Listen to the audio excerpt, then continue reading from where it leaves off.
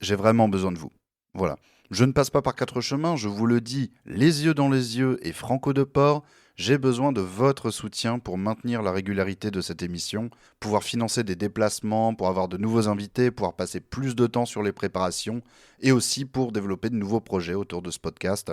Alors pensez à regarder dans la description pour voir la page Patreon sur laquelle vous pouvez prendre un abonnement de soutien afin d'envoyer une petite somme chaque mois et accéder à un espace d'actualité et de contact privilégié. Et vous pouvez faire aussi un don ponctuel sur la page Ko-fi. Le lien est également dans la description. Merci à toutes et à tous. C'est parti.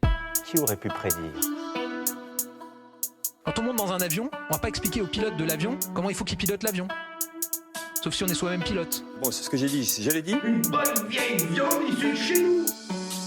Le 1000e tour commence ce soir. Je les invite à faire preuve de la plus grande modération en matière de versement de dividendes. Oui, bonjour à toutes et à tous, bienvenue dans un nouvel épisode du 1000e tour, à nouveau entouré d'un plateau formidable de ma gauche à ma droite. C'est sa première fois dans l'émission.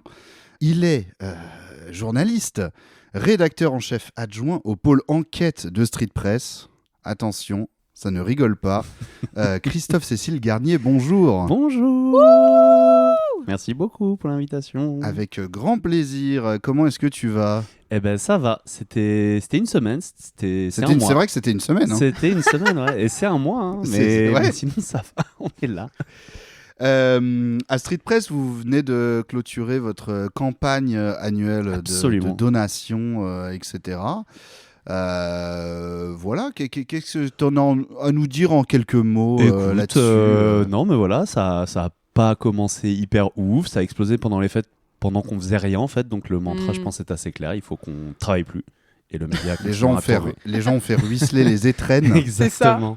L'argent de papy, mamie. L'argent de papy et mamie est parti dans pour compenser les propos pendant le dîner. C'est ça, j'allais te dire, l'argent des fachos. C'est la taxe de gauche. Voilà, quoi. C'est ça.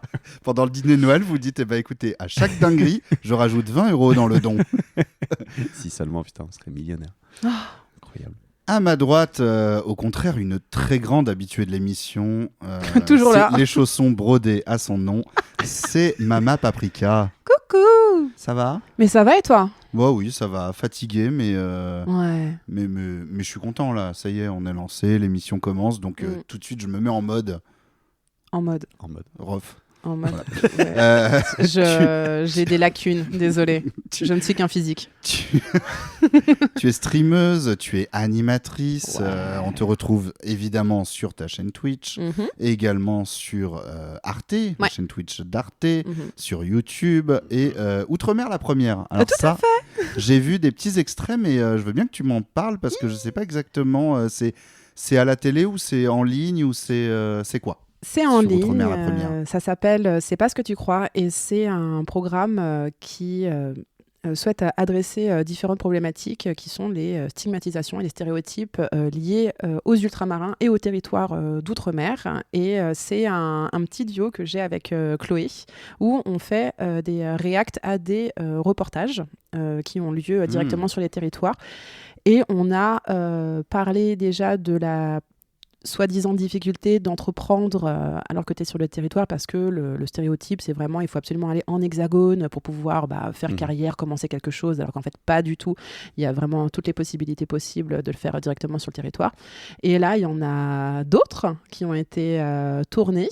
Ça va continuer. Le prochain tournage, il se fait début février. J'en parle pas parce que voilà, c'est encore secret défense NDA. Mais ouais, je suis super contente de me retrouver dans ce programme. C'est un moment très feel good où il y a aussi énormément de pédagogie où finalement avec Chloé on parle aussi de nos vécus vis-à-vis justement de ces stéréotypes et c'est un très bon programme. C'est uniquement pour l'instant sur YouTube et les plateformes France TV. C'est la question que je me posais. Il y a un format long sur YouTube ou c'est parce que moi j'ai vu des capsules sur les réseaux sociaux. Il y a un format long, ouais. Ok, il y a un format long sur YouTube. Okay. C'est ça, exactement. Il faudra aller voir ça. Et Outre-mer la première, on le rappelle, c'est le pôle Outre-mer de Radio France et de France Télévisions. De France Télévisions, exactement. Et de Radio France aussi. Enfin, il y a la première télé, la première.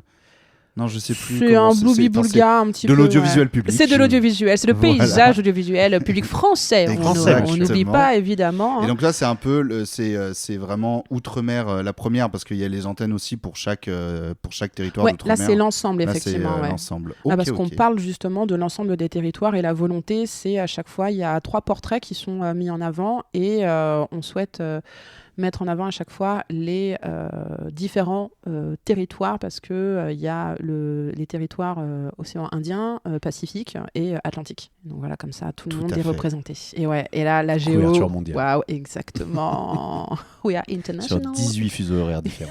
Ah, c'est ça, c'est nous. Bon, bah voilà, le millième tour. Après l'émission du bilan 2025, il y a 2 semaines avec Bibi et Os Politique, que je vous invite à aller écouter si vous ne l'avez pas fait. Très drôle. On J'ai est beaucoup aimé. Ouais, drôle. Toi, t'as trouvé ça drôle, le bilan 2025. Non, mais oui, évidemment, on a bien rigolé dans l'épisode précédent. Bon, on est désormais les 2 pieds bien ancrés dans cette déjà foutue année 2026. On pourrait faire le bilan 2026. Déjà, ouais. On pourrait peut-être faire une émission tout aussi longue que celle de 2025, juste pour la. Alors que je vous rappelle qu'on est, j'ai fait le calcul, on est à 6% de l'année 2026. Ah ouais. Voilà, donc Elle est oui, longue à oui, charger. oui. Ah, le concentré de Ouais, merde. C'est Ouais, pas ouais. Windows 95 le chargement. Quoi. Voilà. Il nous reste encore 94% de 2026 à vivre, donc C'est voilà. trop. J'espère que vous avez hâte. Allez, on s'accroche. Allez, ouais, voilà. Allez, on s'accroche. Il y a beaucoup trop de choses qui se sont passées évidemment en 2 semaines. On a eu les yeux pas mal rivés sur l'international. Tiens donc, Ouais. peut-être qu'il y a quelqu'un en particulier qui a peut-être monopolisé l'attention médiatique à Peut-être. différents égards. Mm-mm. C'est quoi si vous deviez mettre un truc précis là sur ce début d'année 2026, sur ces 20 premiers jours, c'est quoi qui vous a le plus marqué? Les lunettes aviator de Macron. Ah, tu parles là-dessus. Pardon. Sure. For sure. Sure. Ah là là, mon dieu. Non, mais c'est juste, c'est la cerise, c'est la cherry on the cake de Je suis merde. d'accord tu vois. là-dessus. Ouais, Vraiment, Je suis ouais. d'accord là-dessus. C'est vrai qu'évidemment, oui, d'accord. Il a un vaisseau qui a pété. On l'a vu en plus parce qu'à la base, il les avait pas. On a vu l'œil tout rouge. Ouais. J'imagine que voilà, son médecin lui a dit on va assombrir, hein, on va éviter de faire entrer trop de lumière, mettez des lunettes. Le fait est qu'il s'est dit je vais mettre ces lunettes-là. Ces aviators Il faut quand mirror même là. le- Et Non, ouais, parce mais- que je pense que le eye patch n'était pas Oui, non, forcément une ça bonne marche option pas. C'est pas Macron, non c'est plus. pas Macron. C'est pas Macron. C'est pas Ça Macron du faisait tout. un petit anniversaire de mort, c'était pas. c'était Ouais, pas fou, exactement, ouais. tu vois, genre, petit rappel. Oui, c'est vrai. Mais il aurait pu mettre un bandeau, et moi je me suis dit, parce qu'on va y revenir, hein, il y a eu le discours de Trump à Davos, au Forum Ouais. économique mondial, qui était assez lunaire, et là il est revenu sur ses lunettes de soleil de Trump, de Macron, pardon, en disant oui, j'ai vu Emmanuel hier qui a parlé, hein, il avait des lunettes de soleil là, je sais pas pourquoi, mais je pense qu'il a essayé de jouer le dur. C'est voilà, le nouvel Voilà. ordre mondial. the tough guy. Yeah, I don't know. Exactement. Pas mal. Je le tiens un petit peu. Et je me suis dit, si jamais Macron avait préféré mettre un bandeau à la place des lunettes de soleil de pilote, Trump aurait certainement dit ouais, il a essayé de jouer aux pirates. Ah, mais c'est sûr. Mais je suis pas dupe, il n'avait pas de perroquet sur l'épaule. Et le pire, c'est que ouais, tu peux même pas être sûr que c'est une vanne, tu vois. Non, il lui manquait Pourrait le crochet vraiment. et tout. Non, la jambe de bois. Ouais, je te jure. Non, mais ouais. Toi, c'est ça, ouais. Ouais, mais parce que c'est la. Oui, c'est pour la la blague, finalité pour la de, en blague. effet, Ouais, pour la blague, ouais. Trump dément sénile à la tête de la première armée mondiale et de nombreux missiles nucléaires qui vraiment veut comme un enfant son bout de glace, son Groenland. Quoi. C'est assez compliqué. Et puis en plus, les raisons qu'il a évoquées, notamment le fait qu'il voulait pas être genre trop proche de la Russie, était là genre. Have you seen Alaska? Genre vraiment l'Alaska qui est littéralement limitrophe. Ça pour moi c'est trop. Ah mais vraiment. J'ai pas entendu ça. Ah non, mais tu te dis. T'es là mais c'est pas possible en fait de pas écouter parce que je pense que c'est quand même quelqu'un qui est fortement entouré. C'est pas possible autrement. C'est fucking oui, président, oui. tu vois. Mais en même temps, il y a cette scène qui pour moi cristallise vraiment le fait que le gars ne touche plus terre. Et vraiment, il est tout seul là-haut, quoi. c'est en pleine réunion avec... j'ai plus le contexte de la réunion, mais il y a un de ses représentants qui lui file un petit bout de papier.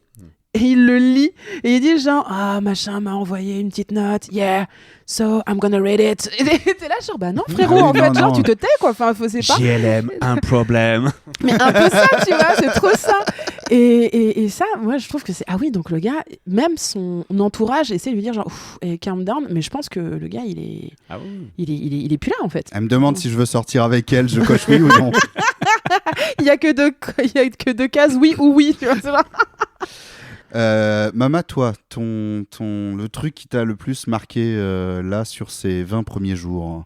C'est quelque chose qui découle depuis quand même quelques mois maintenant, mais c'est les interventions de Ice. Ouais. J'étais en train de penser à ça et j'allais venir là-dessus aussi. Ouais, pour moi, c'est désastreux. Et encore une fois, ça a pris de l'importance lorsque effectivement une femme blanche s'est faite assassiner voilà, totalement gratuitement, alors que on sait très bien qu'il y en a eu précédemment des morts. Bien mais sûr.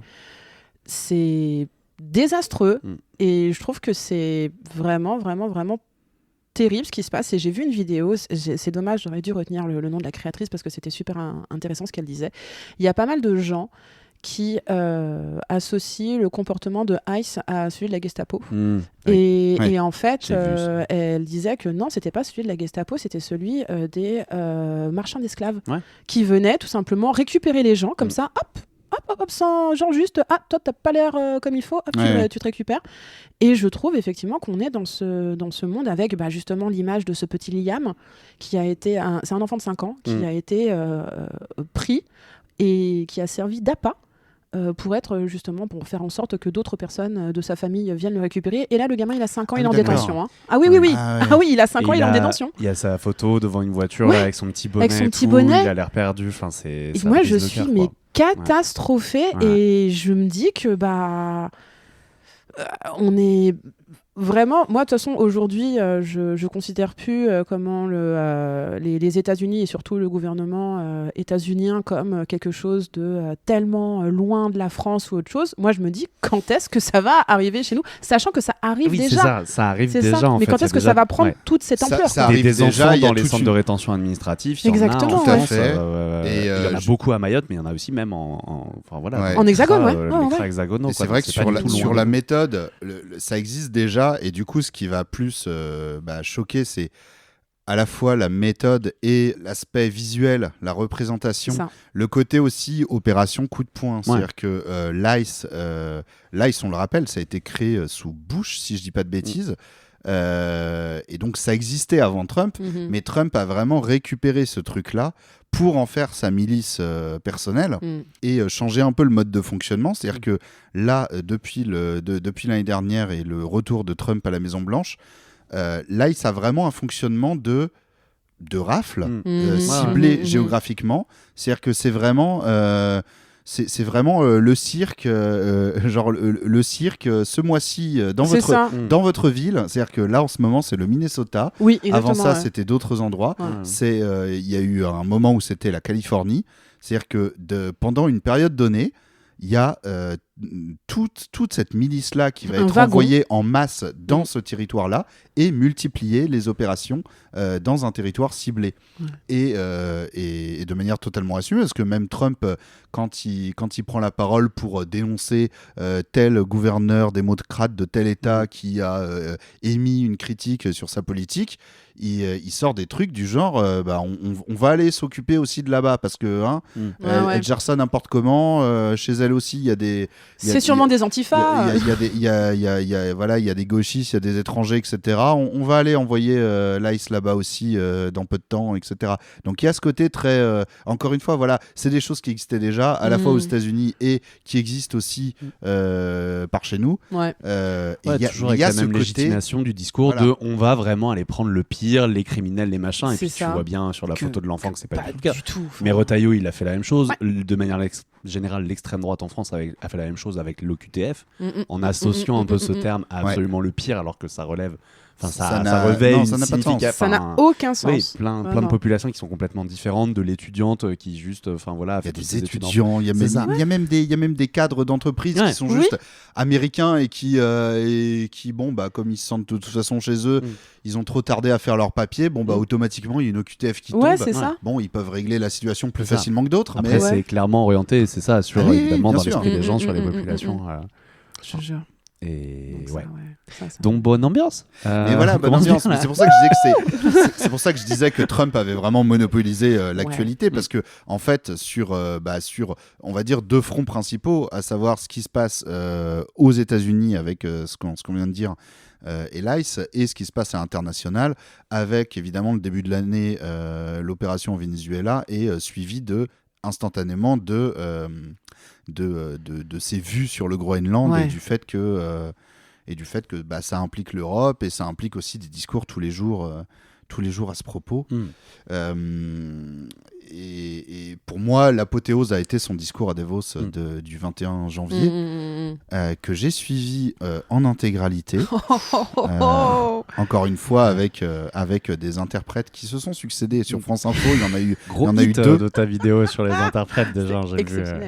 C'est vraiment ça, parce que je les écoutais. Je pense que ils ont pris un arrêt maladie instantané après, parce que vraiment, déjà, ils sont enchaînés, ils ont fait plusieurs allers-retours entre les deux, et ils sont obligés de retranscrire mot par mot ce qu'ils racontent, et à la fois, effectivement, ils parlent très souvent comme un bébé, mais en plus, en utilisant des expressions, comme je disais, Macron, il a joué au dur. Il y a un moment quand même où texto, il dit les pays ont voulu nous baiser, mais c'est terminé maintenant. Et donc, tu as l'interprète en direct sur France Info qui est obligé de dire ils ont voulu nous baiser, mais c'est terminé maintenant, et machin. Et aussi, il parle. On rigole, mais on rigole des efforts. Ah, mais c'est affreux. En fait, il a fait un discours vraiment basé, comme c'était le Forum économique, il voulait montrer à tous les points de vue à quel point, en 1 an top chrono, il avait relancé toute l'économie américaine, ce qui est factuellement faux. Oui. Il a arrêté 8 guerres. Exactement. Et il n'a toujours. Putain, mais ça, pardon, je coupe, mais peut-être que tu allais en parler, mais le fait qu'il est justement. Attends, c'est quel pays qui remet le Nobel ? La Norvège. La Norvège. Le Nobel de la paix, c'est la Norvège. Ouais, il a envoyé un message en disant Premier ministre norvégien. En disant genre, tu m'as pas donné mon prix Nobel, attention à toi. Genre, le gouvernement norvégien n'a absolument pas son mot à dire dans ça. C'est le comité Nobel de la paix. Bon. Il y a trop de choses. C'est trop. Mais oui, dans son discours, il parlait notamment il faisait le comparatif avec le mandat de Biden. Sauf qu'il dit jamais Joe Biden, il dit constamment Sleepy Joe. Mais il le dit de manière normale dans son truc. Et donc l'interprète, il était obligé de répéter Sleepy Joe vraiment en Trump dans le texte, quoi. Donc tu voyais, t'entendais vraiment l'interprète qui disait ça c'est nous qui l'avons fait, et ça n'était pas le cas sous Sleepy Joe. Et t'es là, tu fais mais qu'est-ce que c'est que ça? Et donc il y a ça. Il inventait des choses totalement. C'est-à-dire que moi, je l'écoutais à un moment, il parle des éoliennes. Il y a toute une séquence sur les éoliennes. C'était pas la plus reprise dans les médias parce que c'est assez anecdotique. Mais il parlait des éoliennes. Il appelle les éoliennes des moulins à vent. Donc il dit constamment moulin à vent, il dit pas éolienne. Et évidemment, pour critiquer, pour dire que ça ne servait à rien, il disait que ça consommait plus d'énergie que ça en créait. Non, évidemment que non. Bien sûr que non. Et il disait, oui, les éoliennes, c'est les Chinois qui les fabriquent parce qu'ils ont bien compris le filon. Ils les vendent en masse à tous les imbéciles qui veulent bien acheter. Mais vous avez déjà remarqué qu'en Chine, il n'y a pas une seule éolienne. Ils en mettent quelques-unes pour montrer comment ça marche, pour inciter les gens à en acheter. Mais eux ont bien compris que ça ne servait à rien, etc. Bon, j'ai tapé sur Google nombre d'éoliennes en Chine. Évidemment, à votre avis, première question très difficile du millième tour. À votre avis, quel est le pays qui a le plus d'éoliennes sur son sol ? C'est la Chine. La Chine, voilà. Évidemment, ils en ont en masse, ils sont en train de les développer à fond. Et donc, en fait, ça sort de son imagination. Il est en roue libre, il n'a aucune note, il a parlé pendant 1h30, 2 heures à peu près, sans aucune note, sans aucun plan. Il faisait des digressions de n'importe quoi. À un moment, il dit... je crois que j'ai relâché mon attention vite fait, donc il faudrait que je retrouve vraiment le pourquoi il est arrivé là, mais il était en train de raconter que c'était de plus en plus difficile de trouver un restaurant correct à Washington. Pour ensuite c'est Roger au café du commerce, quoi. C'est un podcast pour lui. Mais ouais, genre voilà, vraiment. C'est ça. Donc on rigole parce que on aime bien rire quand même. De toute façon, on n'a que ça. Sinon, franchement, on n'a que ça. En tant que nous, là, on peut que rire là-dessus. Mais c'est très compliqué. Et cette journée-là, après son discours, ça s'est terminé par son annonce assez laconique d'un accord trouvé avec le Danemark. Et du coup, un recul au contour un peu flou sur ses vues sur le Groenland. On ne sait pas trop d'où ça vient. Je crois que le Danemark va lui concéder un peu plus de souveraineté sur les bases américaines parce qu'ils ont des bases américaines. Ce qui n'est pas en soi du territoire américain. Bref, je crois qu'ils vont lui dire tu auras un peu plus de souveraineté sur ça, mais calme-toi. Et puis, il s'est calmé aussi parce que les marchés ont pas mal dévissé après son discours. Parce que les marchés se sont dit on a quelqu'un vraiment complètement instable. On va se prendre un missile nucléaire sur la gueule. Je te jure. Voilà. Bientôt le Canada, du coup. Ouais. Mais d'ailleurs, vous l'avez vu ou pas cette image générée en IA qu'il a faite avec en face. Donc c'est lui à son bureau dans le bureau ovale et en face de lui, il a énormément de leaders mondiaux. Ouais, il y a Macron, il y en a d'autres, tout ça. Et il y a une carte. Avec une immense carte où tu vois tout le Nord-Amérique qui est complètement bariolé du drapeau américain, plus le Venezuela. Et c'était là, mais donc c'est tranquille, tu vois, pour lui. Ouais, c'est lui-même qui l'a posté effectivement sur son réseau social, comme les gens aiment bien dire. Ouais. Sur son blog. Sur son Skyblog, vraiment. Quelques sbires. Non, mais effectivement, c'est une photo qui date. Alors, je crois qu'elle date de cet été, la photo à la base. C'était ouais, mais c'était un truc où il avait reçu. L'image avait déjà fait parler à l'époque parce qu'il avait reçu un peu. Il y avait cette photo de Trump un peu surplombant à son immense bureau et juste en face de lui 7 ou 8 chaises avec des gens qui paraissent beaucoup plus bas que lui et il y avait Macron, il devait y avoir le Britannique aussi, enfin bref, il y a quelques leaders effectivement en face de lui. Donc l'image est vraie, mais effectivement il a posté sur Truth Social cette photo-là, mais modifiée avec l'IA, c'est-à-dire que dans une zone à la gauche de Trump, ils ont ajouté une espèce comme s'il y avait une immense carte posée sur un chevalet, effectivement, avec les États-Unis, le Canada et le Groenland bariolé du drapeau américain et le Venezuela.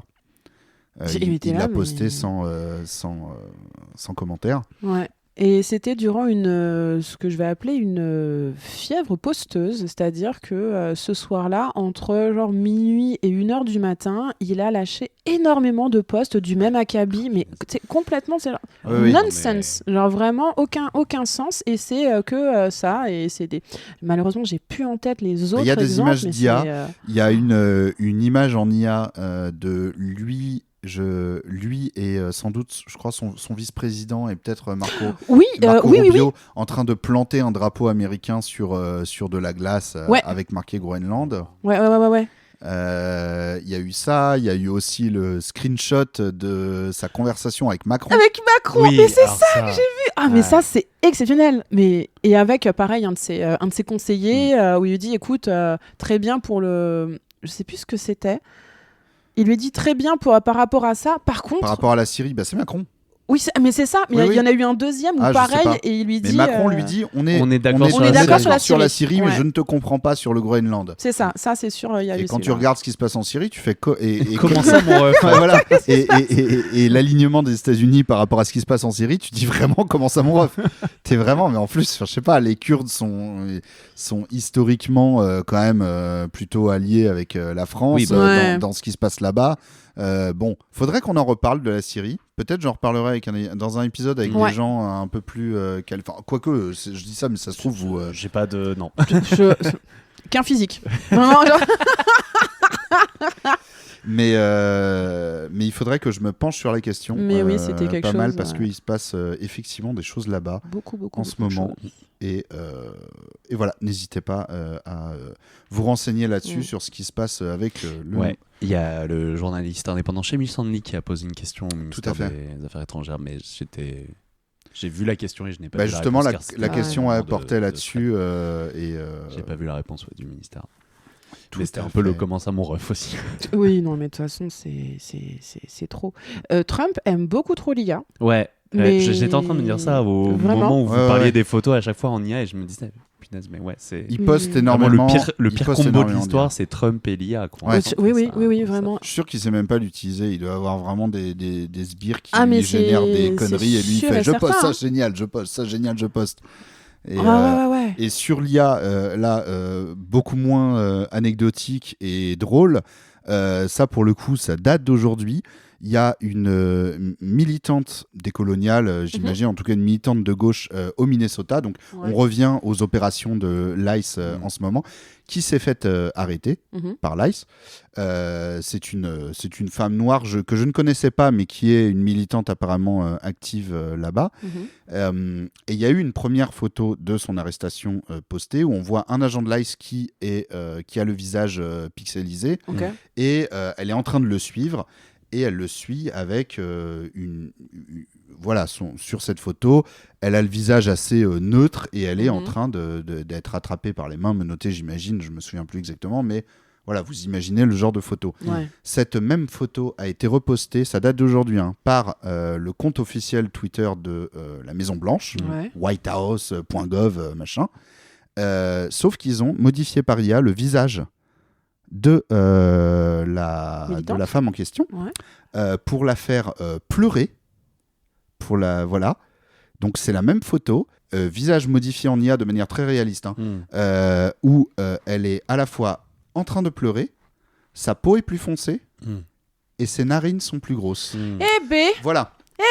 Très bien, très bien, j'adore. Voilà, parce que bientôt ils lui remettront, tu vois, c'est genre des gants blancs et du rouge à lèvres. Tout à fait, on va faire ça. Et ça, j'ai vraiment vu ça il y a 1 heure, c'est pour ça que j'y pensais à peine, je l'avais pas noté. Oh là là. Et voilà, sur Trump et de manière plus globale, l'administration américaine et l'IA, c'est évidemment, il ne précise. Évidemment, la Maison-Blanche n'a pas précisé, cette image a été modifiée sur l'IA. Pas du tout. Et apparemment, la Maison-Blanche s'est défendue en disant il n'est pas question d'interdire les mèmes. Mais en fait, c'est un mème. Mais enfin, c'est un mème d'une photo, c'est pas un mème, c'est une photo qui date d'il y a quelques heures. Et en quoi c'est un mème, tu vois, enfin genre autant les agents de ICE, tu vois, c'est le genre qui se cassent la gueule sur la glace, ça, il y a pas de problème. J'en veux des montages encore et toujours, mais là, je comprends pas même la définition de.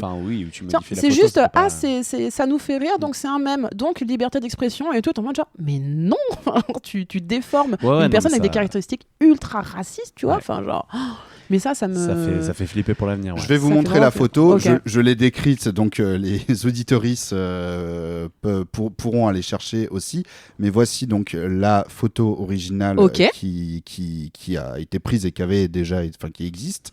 Et voici le post de whitehouse.gov. Voilà. C'est ouf. Oh, mais c'est trop. C'est trop, tu vois, t'es là genre mais c'est...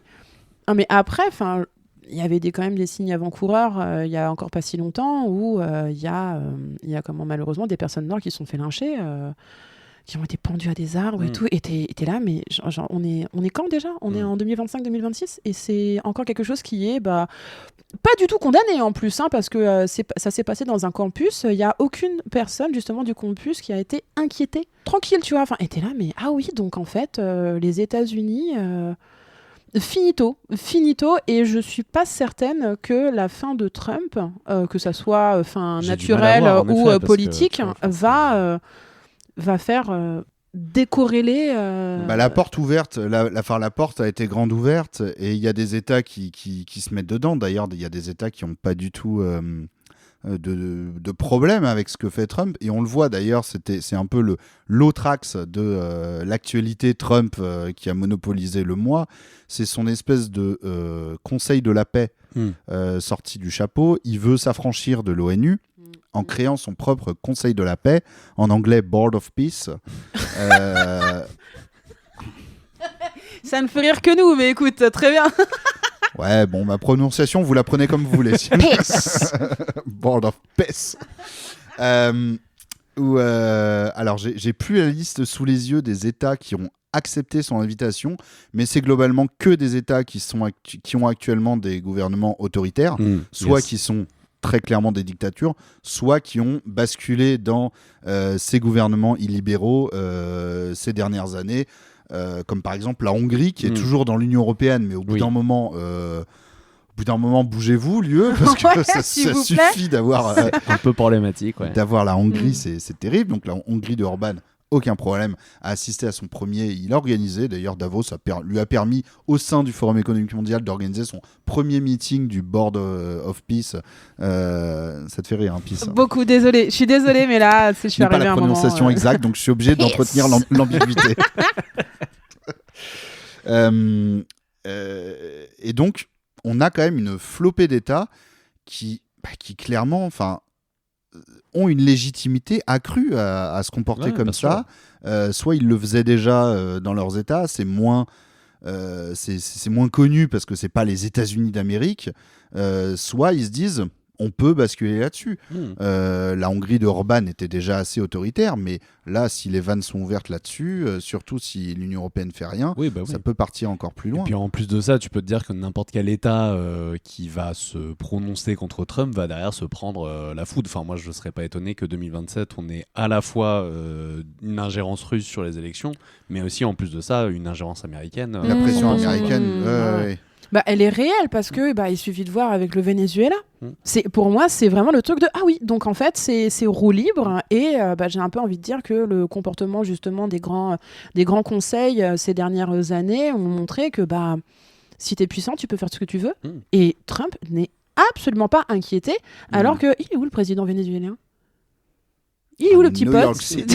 Il est où le petit pote? Tu vois, c'est genre petit pote. Non, faut pas déconner. Oui, non. Mais c'est vrai que c'est passé à la trappe. Genre, on a vu une photo du gars avec un casque bâillonné limite, tu vois, et tranquille. Et ça, c'est un chapitre. C'est une actualité en chasse l'autre parce que c'est tellement c'est inonder la zone de merde comme dit Bannon, tu vois. C'est toujours la même stratégie, quoi. Elle marche toujours. En fait. Et sur le Venezuela, bon là c'est vraiment là c'est carrément une implication militaire, etc. Mais on parlait juste avant de l'ingérence politique et en s'imaginant 2027 pour chez nous, il y a eu les sortes d'élections de mi-mandat en Argentine. Avec Trump qui disait si jamais il n'est pas conforté, genre je file plus de thunes et tout. Exactement. Et en ce moment, l'économie argentine a quand même... Elle repose en partie sur ces subventions américaines. C'est-à-dire que Milei peut expliquer que c'est grâce à sa tronçonneuse et à son Afuera que le pays repart. C'est aussi pas mal grâce à l'argent des États-Unis. Et effectivement, quand Trump dit on filera plus d'argent à l'Argentine si vous ne votez pas pour le parti de Milei aux élections législatives, la menace elle est énorme. Elle est réelle. Surtout chez les gens qui n'ont pas assez d'argent pour vivre et qui se disent je peux pas me permettre d'avoir la moitié de ça, quoi. Mais c'est clair. Donc cette ingérence-là, elle est réelle et à voir comment elle va se traduire en Europe. C'était pas Trump directement, mais à l'époque où Elon Musk était encore... plus ou moins dans le gouvernement américain. C'était avec l'Allemagne. Avec l'Allemagne, voilà, il avait fait ça pour soutenir vraiment officiellement l'AfD, le parti d'extrême droite allemand. Voilà. Non mais tu sais, on accumule les trucs et tu essaies de trouver un sens, quoi. Mais d'ailleurs, l'ingérence en France se fait aussi par Trump qui a expressément menacé les juges, tous les magistrats qui ont fait le jugement de Marine Le Pen, tout à fait. De leur interdire les visas. Exactement. C'est ce genre de levier qu'il utilise. pour les États, il utilise ces fameux frais de douane, il en parle tout le temps. Dès qu'il a une contrariété, il dit on va leur mettre 80% de frais de douane, etc. etc. Ce qui est un vrai risque pour les États en question s'ils les appliquent vraiment, et comme il en a rien à foutre, il peut le faire. Quand bien même ça pénalise les entreprises américaines et la consommation, il s'en fout. Le léger avantage que je vois là-dedans, tu vois, c'est que vu que justement il fait tout pour favoriser les régimes hyper nationalistes, d'extrême droite et tout, c'est que dans la population française, éventuellement, à part les votants d'extrême droite qui, malheureusement, sont déjà un peu perdus pour la grosse base, la grosse base que tu pourras pas faire changer d'avis, mais peut-être que derrière, un peu les 2/3 du pays pourront éventuellement se dire, en fait, on n'a pas envie d'un régime qui est affilié à ça, comme ce qu'il y avait un peu pu y avoir pour Poutine. En 2022 avec l'invasion en Ukraine, tu vois. Mais c'est vraiment moi qui essaye d'aller me trouver des petits trucs non, positifs. je vois, effectivement. Et le parti, le RN d'ailleurs, essaye de mettre un peu Trump à l'écart parce qu'ils sont en mode, c'est un bon soutien financier et dans les méthodes, mais il faut pas trop qu'on se réclame de lui parce que, en fait, c'est ça. Surtout aujourd'hui, c'est le gars incontrôlable. C'est ça. Vraiment. Si en fait la France c'est juste le paillasson, ça marche mal avec leur idée un peu de c'est vrai que globalement patriote, de machin et tout comme ça. Ouais, c'est vrai que globalement, la grosse partie de la population française regarde Trump en se disant mais il est complètement fou ce gars-là. Et si à côté il change de chaîne et qu'il voit Bardella qui dit mais où est-ce qu'il trouve toute cette énergie, ça va pas. C'est clair. Potentiellement qu'il y a certaines personnes qui peuvent se dire non mais attends. Voilà. C'est ça le parti qui met la France d'abord. Tu vois. Je vois le côté. J'aimerais, tu vois. Voilà, on aimerait et à la fois Mais toute cette histoire, en plus, moi, c'est ça enfin, c'est pas le pire, mais dans mon esprit, je me dis, punaise, il me faut aller loin quand même. C'est que je suis rentré dans au moment du Groenland et tout, je suis rentré dans une bulle de filtre Instagram sur les réels qui était genre que des trucs un peu en mettant en valeur le complexe industriello-militariste français. D'accord. Genre sur le fait que la France, en fait, le gouvernement français n'a pas besoin de l'accord de personne pour pouvoir déclencher une guerre, qu'on a notre propre matériel, qu'on a, un truc limite très nationaliste, mais en fait, ça se faisait. Alors, il est journaliste de Street Press. Alors faut rappeler. Moi, j'aimerais pas avoir les algos des journalistes de Street Press. Globalement, vous verriez mon YouTube, c'est n'importe quoi, c'est du Baptiste Marchais et du Star Wars, genre ça n'a aucun sens. Bref, et du coup ça se faisait vachement via des mèmes, et il y en a vraiment un qui a, tu sais, il y en avait beaucoup à ce moment-là qui étaient en mode comment l'Europe va faire pour lutter contre les États-Unis, et genre c'était un démon qui en invoquait un autre, et c'était l'Allemagne, tu vois, avec évidemment le parallèle avec les nazis qu'on connaît, tu vois, ou c'était le truc de Captain America, enfin pas de Captain America mais de Avengers, Assemble, Infinity War, le tout début où t'as la meuf qui balance son sabre sur le Captain America, qui l'attrape et en fait il l'avance, et là c'était soit le drapeau allemand encore pour la même raison, soit le drapeau russe, parce que les Russes évidemment ont essayé aussi, je pense, de récolter un peu le truc des Européens en mode regardez, en fait il est méchant depuis le début et nous on est gentils, tu vois. Alors que voilà. Et le dernier que j'ai, enfin là où ça a commencé vraiment où j'étais en mode ça commence à devenir chelou cette histoire, c'était déjà chelou, mais c'est un truc avec Man of Steel, où genre c'est comment l'Europe va-t-elle sauver le Groenland par rapport aux États-Unis, et donc c'est l'image de Man of Steel où t'as des personnes il y a une crue, enfin genre une inondation, et ces personnes sont sur le toit, et donc t'as une personne avec le drapeau du Groenland, une personne avec le drapeau du Danemark, une personne avec le drapeau de l'UE, et en fait la caméra progressivement se tourne et Superman en fait est juste derrière avec le soleil et tout machin, et en fait c'est le drapeau français avec une bombe nucléaire à côté, tu vois. Et j'étais en mode waouh. Ça c'est des mèmes de je sais pas si c'est des mèmes de genre la réponse française, enfin genre voulu par le gouvernement français. En fait c'est des mèmes de fans de Macron et Glucksmann en fait. Je sais pas. De Jean-Noël Barrot, notre ministre des Affaires étrangères. Non mais tu vois, parce qu'on a un truc French Response, tu vois, qui troll maintenant sur Twitter, qui a mis le truc de le salut nazi à un moment de Elon Musk pour répondre à un truc d'Elon Musk justement. Mais du coup je sais pas trop si c'est ça la réponse française, mais vraiment il y a une partie de moi qui était en mode non les gars, enfin, on va se faire défoncer en fait. Il y a une partie de moi qui était en mode quand même, finalement, tout cet argent investi dans la défense depuis des années sur lequel je critiquais, peut-être c'était pas une si mauvaise idée. Tout de suite, je me suis dit, non, mais attends, pas du tout. Là. Vite, allons liker des chatons. Ici, tu vois, mais... Je deviens Usul. Bonjour Usul. Mais vraiment. Il écoute l'émission. Bonjour. Mon premier sentiment, c'était bizarre, tu vois. J'étais en mode, waouh. D'un côté, merci Général de Gaulle. De l'autre, Quoi ? Non, en fait. Je vois, ouais, c'est une franche. Où tu te dis, voilà. C'est la franche. La franche. La frange. La franchouillarde. 3 fois en plus, hein, la franche. C'est la franche, madame. C'est la Et franche. pas n'importe laquelle. La franche. Celle du général de Gaulle. Non, mais je voulais dire la frange pour le coup. Patriote, centriste, Oui, ouais. je vois ce genre de personne. Dépendant de Macron ça, en vérité, tu vois. Ouais. Super. Bah voilà. Ok, ouais, non, c'est une part de moi à l'intérieur. C'est un univers que je ne connais pas. Qui s'est réactivé. Et je suis très contente d'apprendre que ça existe à travers cette émission, à travers ce podcast. Évidemment, vous êtes sur le 1000e tour. N'hésitez pas à soutenir sur Patreon parce que si vous soutenez sur Patreon, vous aurez les bonnes nouvelles du mois et pas juste les mauvaises. C'est vrai. Donc soutenez. Oui.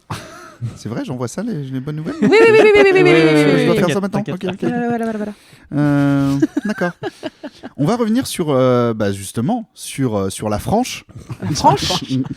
On parle beaucoup d'international. Aujourd'hui, il y a eu de l'activité en France puisqu'il y a eu des motions de censure, il y a eu des 49.3. Enfin. Oui, tout ça s'est passé en même temps. 19 voix après. Non mais on est habitué. Maintenant c'est en toile de fond. Hein. Il a dit jamais je n'utiliserai le 49.3.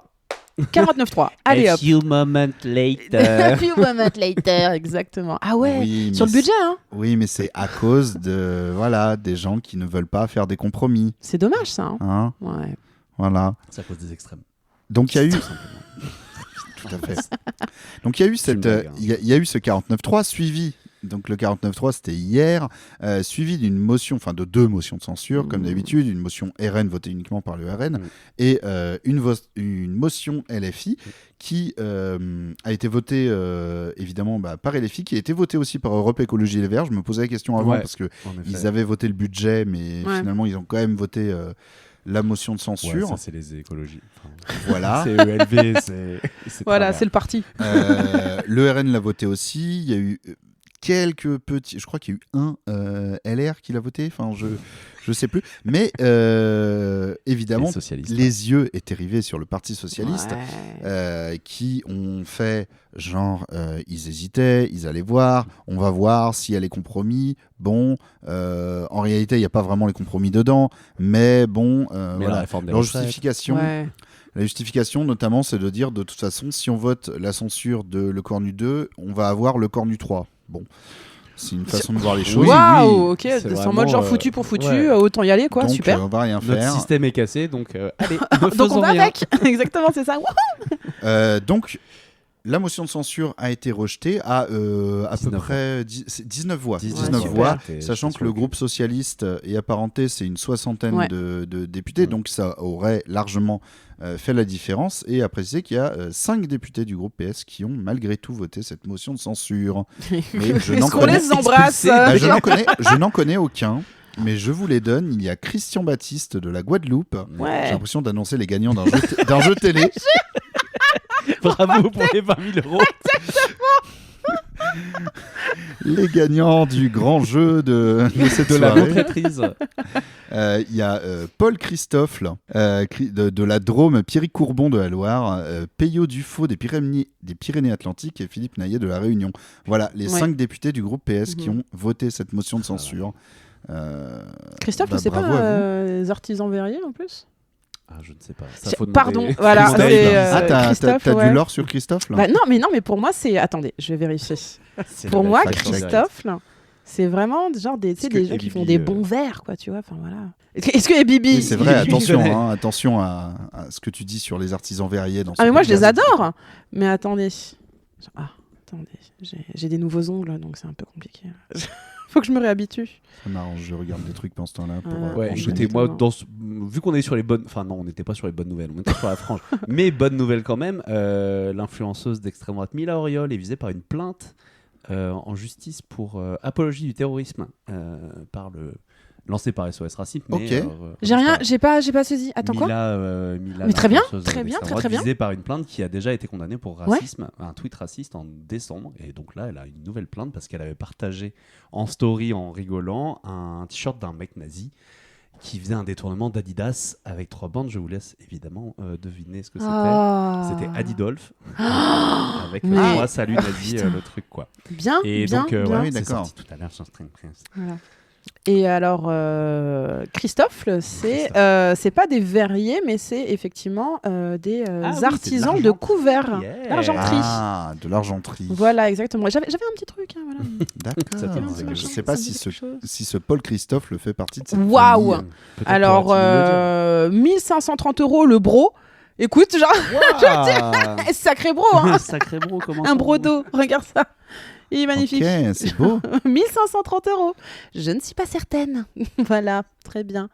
Mais très bonne nouvelle, effectivement, là, sur la Mila, parce qu'en plus, elle est ce qu'elle est, à savoir une affreuse personne, vraiment immonde, et j'espère qu'elle n'aura plus jamais aucune portée médiatique sur quoi que ce soit. Ouais.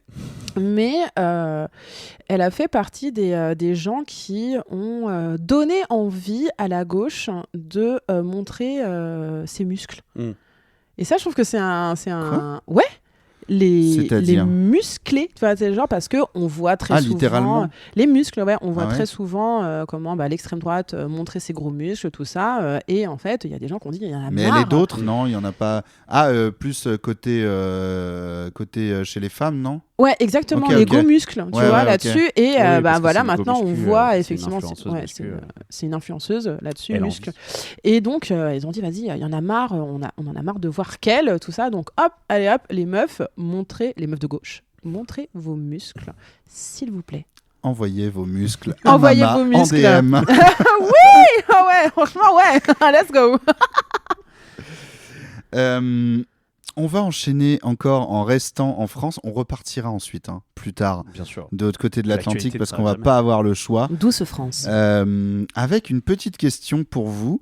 Rachida Dati veut... Oui, Rachida Dati, elle-même, ministre de la Culture et candidate à la mairie de Paris, bien sûr.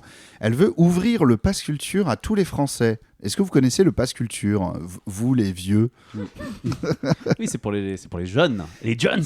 C'est 300 € qu'on peut dépenser dans des mangas. Voilà, exactement. Dans les mangas et dans des concerts de rap. C'est scandaleux. Et bien sur l'heure des pros. Donc c'est ouvert aux jeunes. Je ne sais pas jusqu'à quel âge, quelque chose comme 20 25, ou 20, je crois. 20 ou 25. Ouais. Eh bien, elle veut l'ouvrir à tous les Français et toutes les Françaises. À une différence près, à votre avis, laquelle? Parce qu'elle a fait cette annonce. On va ouvrir le pass culture à tous les Français, et ensuite elle a donné les ceux qui ont voté pour moi. Oui, bah tiens. Pourquoi pas? Petite preuve. Non, ce n'est pas ça. Non, sauf les musulmans, ce serait trop gros. Alors c'est pas sauf une catégorie de population. C'est plus sur comment dire, ce qu'est le pass culture. Comme d'habitude, mes légendaires questions super bien posées. Non, mais en fait, c'est seulement si vous l'utilisez pour ça. Voilà, d'une certaine manière. Dans les relais de Vincent Bolloré. Oui, franchement, moi j'y crois. Est-ce que c'est une bonne réponse? C'est pas une bonne réponse, j'en profite pour glisser. J'en avais parlé dans je sais même plus c'était quel épisode, mais il n'y a pas si longtemps dans le millième tour. Le relais dans lequel je passe de temps en temps. Voilà. J'avais dit que je le soupçonnais très fortement de faire de la résistance sur les trucs qu'il met en avant. J'y suis passé récemment, je me suis encore régalé. Tous les trucs d'extrême droite planqué derrière, derrière Informatique Magazine et des trucs beaucoup mieux à l'avant. Continue, mon gars. J'espère que personne ne va venir t'emmerder. On l'embrasse. Exactement. Non, c'est en gros, voilà. Le pass culture sous une forme différente, ouvert à tous les Français sans question d'âge. Une forme différente et pourtant quand même un peu essentielle à mes yeux. Une forme différente et pourtant essentielle à tes yeux, sous forme de lunettes. Pardon. Non, mais parce qu'en plus j'étais en mode, c'est peut-être un rapport au cinéma, je sais pas. Non. Faut pas que ce soit dématérialisé. Non, c'est pas ça. C'est encore pire. Faut juste le dire. C'est de quoi? Genre, tu sais, tu dis bonjour, c'est en mode déclaratif.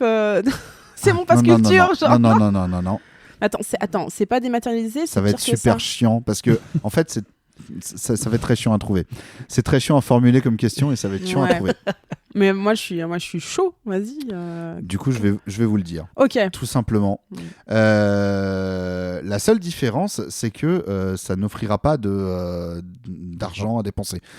Quoi oui. Donc en fait, c'est inintéressant comme. Oui, juste un pass culture. Non, alors. c'est un truc de fidélité et au bout de 10 tampons, tu te fais rembourser un truc. Qu'est-ce qui se passe ? Rien du tout. Quel est le principe ? Le principe, c'est juste une espèce d'application pass culture. L'ouvrir à tout le monde. La seule différence, c'est qu'il n'y aura pas un petit crédit à utiliser.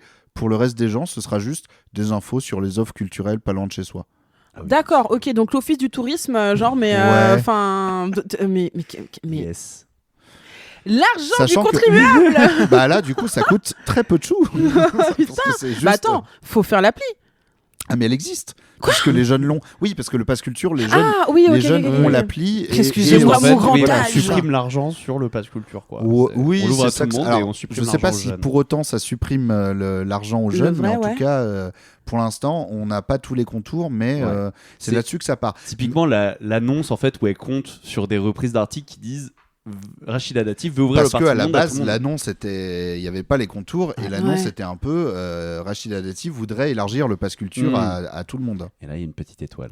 Ah là là là là là là. Non mais vraiment c'est de l'esbrouf et c'est là où on se rend compte que le média training, tout ça, le storytelling, parce que ce que vont retenir les gens, c'est elle a ouvert le pass culture et ça va être ça dans son programme. Et comment les médias et les journalistes tombent dedans en juste reprenant. Exactement, en reprenant et puis il y a certains journalistes qui aiment bien. C'est ça un peu le souci, parce que par exemple cet article du Monde qui a été publié aujourd'hui. Le titre de l'article est « Le pass culture ne sera plus seulement une affaire de jeunes ». Oui, non mais voilà. C'est exactement le but. Et le chapeau est « La ministre Rachida Dati veut transformer la plateforme destinée à l'origine à financer les activités culturelles pour les jeunes en une ressource répertoriant les offres culturelles proches de chez soi, mais sans aide financière ». Mais ça, vu que le truc existe déjà, c'est juste qu'elle rend le truc en accès libre. Oui, j'imagine. Enfin, c'est genre vraiment révolution inexistante. Voilà, pass culture. Alors, Libération a fait un article, un peu plus, plus offensif. Pass culture pour tous. La formule est mise entre guillemets. L'annonce en trompe-l'œil de Rachida Dati. Ouais. Voilà. Parce que effectivement, mais toi, tu peux pas faire autrement. Enfin, genre, alors si, moi, je suis sûre qu'il y aura quand même des thunes qui seront lancées parce qu'elle va rebrander le truc. C'est genre, forcément, il va y avoir une mise à jour au niveau de l'interface, tout ça, machin. Mais il va y avoir une page ou deux en plus parce que comme ce n'est plus uniquement pour les personnes qui ont droit justement au pass financier, forcément il va y avoir des informations supplémentaires, donc forcément il y aura de la thune, mais pour autant... Il n'y aura pas que les mangas, il y aura les vinyles. Putain, laisse les vinyles en dehors de ça. Mais c'est de l'esbrouf, quoi. J'ai jamais utilisé, je suis très vieux, l'application Pass Culture, etc.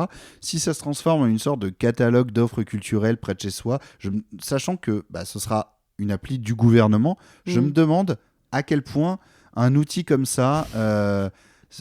est contrôlé par le gouvernement. Est-ce qu'il y aura le spectacle de tel humoriste sur ou pas la recommandation de la première dame. Est-ce que si on change de pouvoir dans quelques années, comment est-ce que ce truc-là va être transformé? C'est toujours ces questions-là qui se posent. Incroyable. Et oui, j'ose même pas imaginer le pass culture dans l'hypothèse d'un pouvoir RN. Le concert de Cro-Blanc à côté de chez vous. Putain, trop bien. Franchement, ouais. J'ai mes places. Dieu t'en préserve. Dans l'actualité en France également, il y a des choses qui vont concerner les médias. On va parler des médias. J'ai retenu plusieurs choses. Déjà, d'une, c'est la condamnation définitive de Jean-Marc Morandini à CNews. Enfin, à CNews, dans son corruption de mineurs. Dans son procès, mais qui a été corruption de mineurs. C'est vrai que ça aussi, c'était une belle info du mois quand même. Ouais, elle a 2 jours. Et qui a été donc maintenue à l'antenne de CNews. Vu et sans tape de Vincent Bolloré. Vu et sans tape de Vincent Bolloré. Pire, c'est pas vu et sans tape, c'est nous assumons le choix de le garder. Oui, c'est vrai que c'est... Son second a dit ça. Ça, c'est chaud. Je vous incite à écouter l'émission À l'air libre de Mediapart qui est sortie il y a quelques jours, qui est sortie cette semaine, je ne sais plus quel jour, mais vous tapez À l'air libre Morandini, qui revient très longuement sur l'affaire, sur tout ce qui lui est reproché et et désormais ce pourquoi il est condamné. Il y a aussi des choses qui sont méga graves pour lesquelles il n'a pas été condamné, parce que c'est soit des choses qui n'ont pas été retenues dans le dossier, soit des choses qui ont été révélées plus tard et donc qui ne faisaient pas partie de l'ensemble du dossier, et pour lesquelles les gens n'ont pas forcément porté plainte parce qu'ils veulent ne plus y penser, etc. Ça arrive très souvent dans ce genre d'affaires. Et donc Morandini a été maintenu à CNews. Il y a eu cette séquence de Sonia Mabrouk face à Jérôme Gage, le député PS. Jérôme Gage qui lui demande qu'est-ce qu'elle en pense là de son collègue, etc.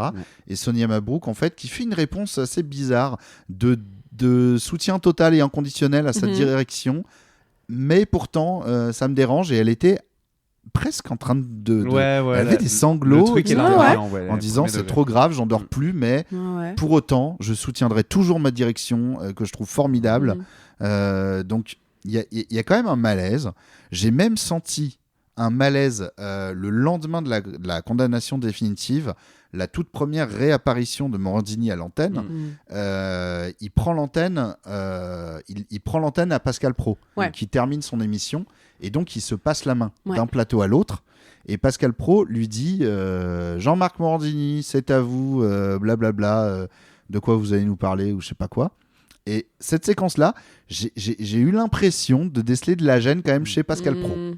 Je sais pas si je dois interpréter comme ça ou quoi. Parce que c'était la position du groupe de base, de dire le jour où il sera condamné, là nous prendrons les décisions, et ça n'arrive pas. Et en fait, c'est là où il voit que en fait les mecs ont aucune parole, quoi. Donc évidemment à défendre, s'ils ont défendu ça pendant des années auprès de leurs proches et tout, parce que je pense que même dans les dîners mondains de Pascal Praud, on a quand même dû parfois lui poser la question, tu vois. C'est clair.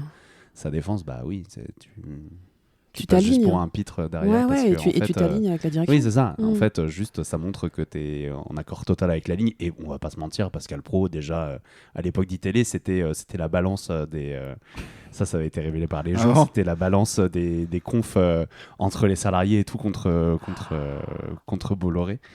Donc Pascal Praud il est plus à ça près, quoi, notamment en plus d'être d'extrême droite, je veux dire. Et vous avez vu parce que je croyais que tu allais parler de Nelson Montfort. Oui. Alors j'y ai pensé. Alors j'ai vu l'homme de l'artiste. Alors oui, c'est vraiment c'est odieux tout ce qu'il a fait. Mais moi je suis team, on pardonne. Et t'es là genre mais quand je suis accueilli, ça se passe bien. Franchement, avec lui. Il a dit un autre truc qui m'a secoué, parce que en fait je me suis dit à quoi tout ça sert.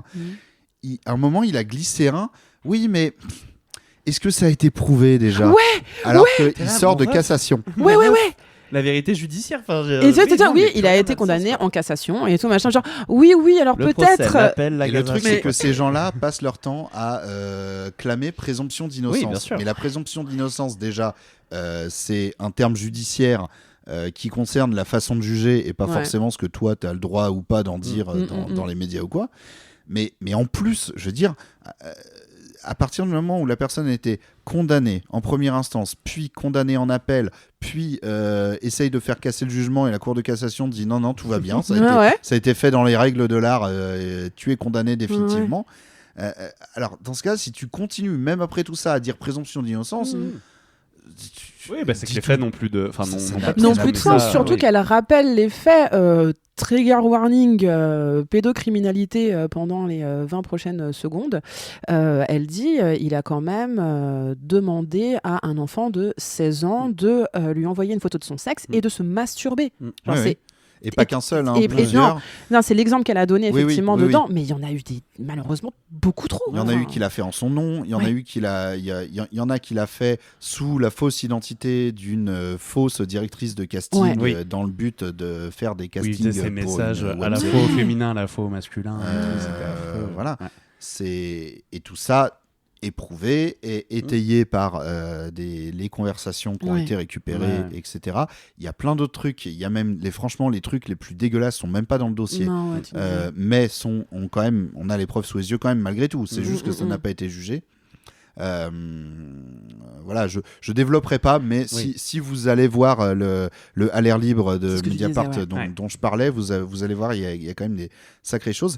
Et je voulais enchaîner là-dessus parce que l'émission de Morandini, c'est vraiment du concentré d'extrême droite. C'est-à-dire que même l'heure des pros, c'est encore autre chose. L'heure des pros, c'est du débat, etc. Le Morandini, c'est vraiment la sauce Morandini depuis les années 90, le voyeurisme, le machin, mais à l'heure de l'extrême droite aujourd'hui. C'est-à-dire que quand c'est à la fois en plateau et il est pas mal aussi sur le terrain. Il aime bien faire ça. Il aime bien, alors sur le terrain, ce qu'on peut appeler le terrain. Il avait fait à l'époque de la présidentielle 2022, c'était lui qui avait fait le truc avec Zemmour là, qui allait à Lyon et tout. Là, une femme voilée enlevait son voile et tout. Enfin, ça avait participé vachement au truc. Et ça, c'était Morandini déjà. Oui, c'était Morandini qui accompagnait Zemmour dans des quartiers populaires, notamment à droite à gauche. C'était pas face à la France parce que ça, c'était non. Mais et en fait, il se promenait. Donc forcément, il y avait des attroupements. Il y avait plein de gens qui voulaient prendre le micro pour gueuler ou pour débattre. Et c'était des moments comme ça, qui étaient en direct. Donc, des moments où parfois, pendant 5 minutes, il ne se passe rien, il marchait. Et puis, il y avait des gens qui arrivaient, des gens qui gueulaient partout. C'était très bizarre. Ouais. Mais il y a ces moments-là comme ça. Il l'a fait récemment aussi avec les manifestations d'agriculteurs à Paris. Et c'est vraiment du concentré d'extrême droite populiste, une émission qui fait appel vraiment, mais uniquement au pathos vraiment brutal comme ça, quoi. Il n'y a pas d'analyse. Qui avait en son sein des chroniqueurs, c'était Jordan Florentin de Frontières, Guérin. Quand c'est en plateau, effectivement, c'est vraiment ces gens-là qui vont. Et le RN d'ailleurs est le seul parti qui, après la condamnation, continue d'y aller. Enfin, il y a une consigne des porte-paroles. Là, il y a un article de Mediapart sur le sujet aussi qui dit en fait le RN est le seul parti à dire on continue d'y aller parce que c'est ça. Voilà. Mediapart a interrogé tous les partis principaux de la classe politique pour leur dire vous allez continuer à aller chez Morandini. Tous les partis ont dit non, on n'y va plus, sauf le RN. Mais parce que c'est ok. Pour eux, c'est ok. Vraiment de dire. C'est Vincent Bolloré, tu vas pas te le mettre à dos. Déjà, il y a ça. Il y a effectivement le collier financier qui est présent. Et je pense aussi que moralement parlant, ils sont quand même alignés. Oui, alors que Marine Le Pen a eu des propos sur la protection de l'enfance en disant qu'elle ferait élu la France un havre de paix. Elle a eu des propos sur tout. Oui, c'est elle ça. A été genre, soit on a vu qu'elle avait menti par rapport à ses votes, tout ça, soit elle a été condamnée. Jamais. Oui, il y en a marre et tout, que quelqu'un du gouvernement soit condamné, il doit partir et tout, ce genre. Et t'es encore là, Mago, vraiment. Ouais, mais elle a fait appel. C'est vrai. Avec sa petite stratégie. Oui, on le rappelle, elle est présumée innocente. Le fameux à la Fabrice Arfi quand il est invité, qui est présumé innocent. Ouais. Oh là là. Ouais. Voilà. Non, mais comme j'ai dit, c'était un mois. Ouais, c'était sympa. Ouais, c'était un mois. Et j'enchaîne là-dessus parce que je voulais, vu qu'on a avec nous un journaliste de Street Press, parler de lutter contre l'extrême droite. Il y a plusieurs volets. Alors là, il s'est redressé. Hein. Ah ouais, mais vraiment. Il s'est redressé. Là, le dos droit. C'est mon moment. Le dos droit. Non, mais on va en parler évidemment tous ensemble des différentes manières de lutter contre l'extrême droite. Et en préambule, un petit apéritif avec une question. Qu'a proposé ce jour François Ruffin pour lutter contre l'extrême droite? Oh là là. Oula, moi je sais pas. Vous avez pas vu? Non, jouons ensemble. Épinaise. Ah si, je sais. Allez, régale-toi. Est-ce que c'est le Puy du Fou de gauche? Oui, bonne réponse. Punaise, parce que il faut savoir que je suis aussi vendéen. Donc moi, le Puy du Fou, je connais très bien. J'ai un PowerPoint de 45 minutes sur le Puy du Fou. C'est de la merde. Pardon, excusez-moi. Donc super, non mais alors je suis... Faudrait qu'on ait... je l'ai plus mon Ruffin, je l'avais à une époque. Essaye de refaire le... Je suis avec Karine. Ouais, c'est ça. Qui bosse, qui fait... Non, je l'ai plus. Je vais pas réessayer, ça va être catastrophique. Mais en tout cas, voilà, il a dit, il faudrait qu'on ait un Puy du Fou de gauche. Ouais, c'est ça. C'est-à-dire dans tout ce qui se passe en ce moment, voilà, c'est ça qu'il propose. C'est vraiment... Bon, enfin, non. Allez, vraiment, c'était là, genre, ouais, c'est vrai que c'est ce qu'il faut, quoi, tu vois, enfin... Ouais. Donc, disons, admettons que pour l'instant, on n'ait pas le temps de faire le Puy du Fou. Non. qu'est-ce qu'on peut faire ? J'ai mis plusieurs axes. Le premier axe, j'ai envie de dire, par le militantisme. J'ai noté des trucs et je vous invite à rebondir là-dessus et à me dire vos expériences, vos pensées là-dessus.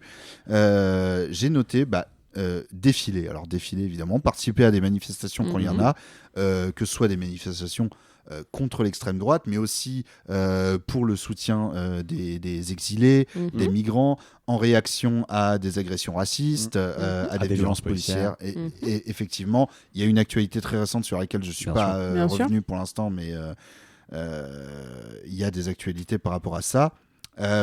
Rejoindre un groupe, une association, proposer son aide aussi, parce que rejoindre un groupe, une association...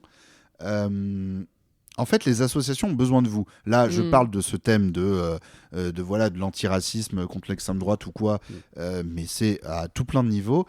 Les associations sont à but non lucratif, sont en règle générale gérées par des bénévoles. Et il y a toujours besoin de gens pour des choses auxquelles on ne pense pas forcément. Par exemple... de l'impression. Je pensais à ça, quoi. Si vous avez la possibilité d'imprimer des tracts, des choses comme ça, ça peut être quelque chose. La logistique, vous avez une camionnette et vous avez votre permis. Si ça se trouve, sur votre temps libre, vous pouvez tout à fait transporter des gens pour quelque chose ou quoi. Donc, et puis même grossir le groupe si à un moment il y a un risque, tu vois, de se faire attaquer par des mecs, malheureusement des groupes d'extrême droite, parce que ça peut arriver aussi. En fait, c'est le truc de la force, quoi. C'est être de plus en plus nombreux pour que, en termes de sécurité, et même en fait ça rassure ça, les Bien gens, sûr. d'être tous ensemble par rapport à ça. Enfin, sur les élections de 2024, on l'avait beaucoup vu, quoi. L'engagement à ce moment-là, il était quand même... Il était fort. On était bien fédérés à ce moment-là. Franchement, Il y a dans ces moments politiques, effectivement, parce que ça peut être le soutien, comme je dis, à des associations, ça peut être à des partis politiques, si ça se justifie, bien évidemment, en faisant des dons et en soutenant des médias engagés, tiens donc.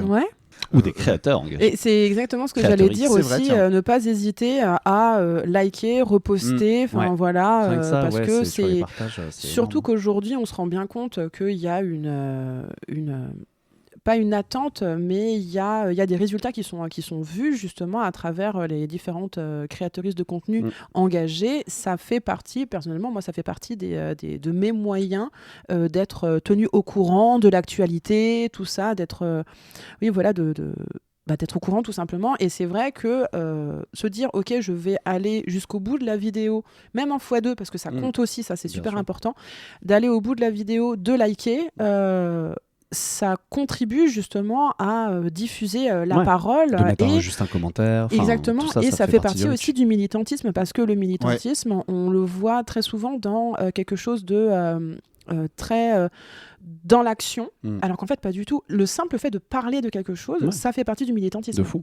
Ça rejoint un peu le deuxième axe que j'avais marqué, qui est donc par le militantisme. Alors effectivement, j'entendais un peu le militantisme actif et dans le quotidien et l'entourage, parce que ça c'est vraiment essentiel.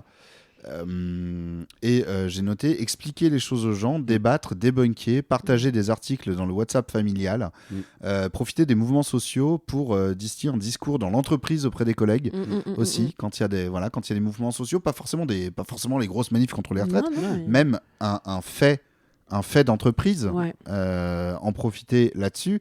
Il peut y avoir des dynamiques d'exclusion de quelqu'un sur des bases racistes ou discriminatoires. Et profiter de ce moment-là. Parfois, il peut y avoir des gens qui vont tenir vraiment des discours. Tu sens que ça met ces news en fond pendant le repas. Mais quand c'est dans le quotidien, quand tu vois qu'il y a la collègue qu'ils aiment bien, qui subit une discrimination raciste, là, ça les choque. Et faut lui mettre, mais alors... qu'est-ce que tu fais dans ces qu'est-ce que tu fais dans ce cas-là? Exactement, ouais, ça c'est super important et on le voit. Enfin, moi, c'est vraiment pour moi l'un des plus gros exemples de malheureusement, il faut que ça t'arrive ou que ça arrive à tes proches pour que tu aies ce truc et ce début de conversation. C'est notamment avec Trump. Trump, quand justement, t'as vu des gens qui se sont vus rafler, même pareil au niveau des taxes, tout ça, qui se sont dit mais attendez, je comprends pas pourquoi je paye 3 fois plus alors que j'avais voté pour 2 fois moins. Enfin voilà, et c'est à partir de ce moment-là qu'on a vu pas mal de gens sortir justement de l'extrême droite, de la fachosphère.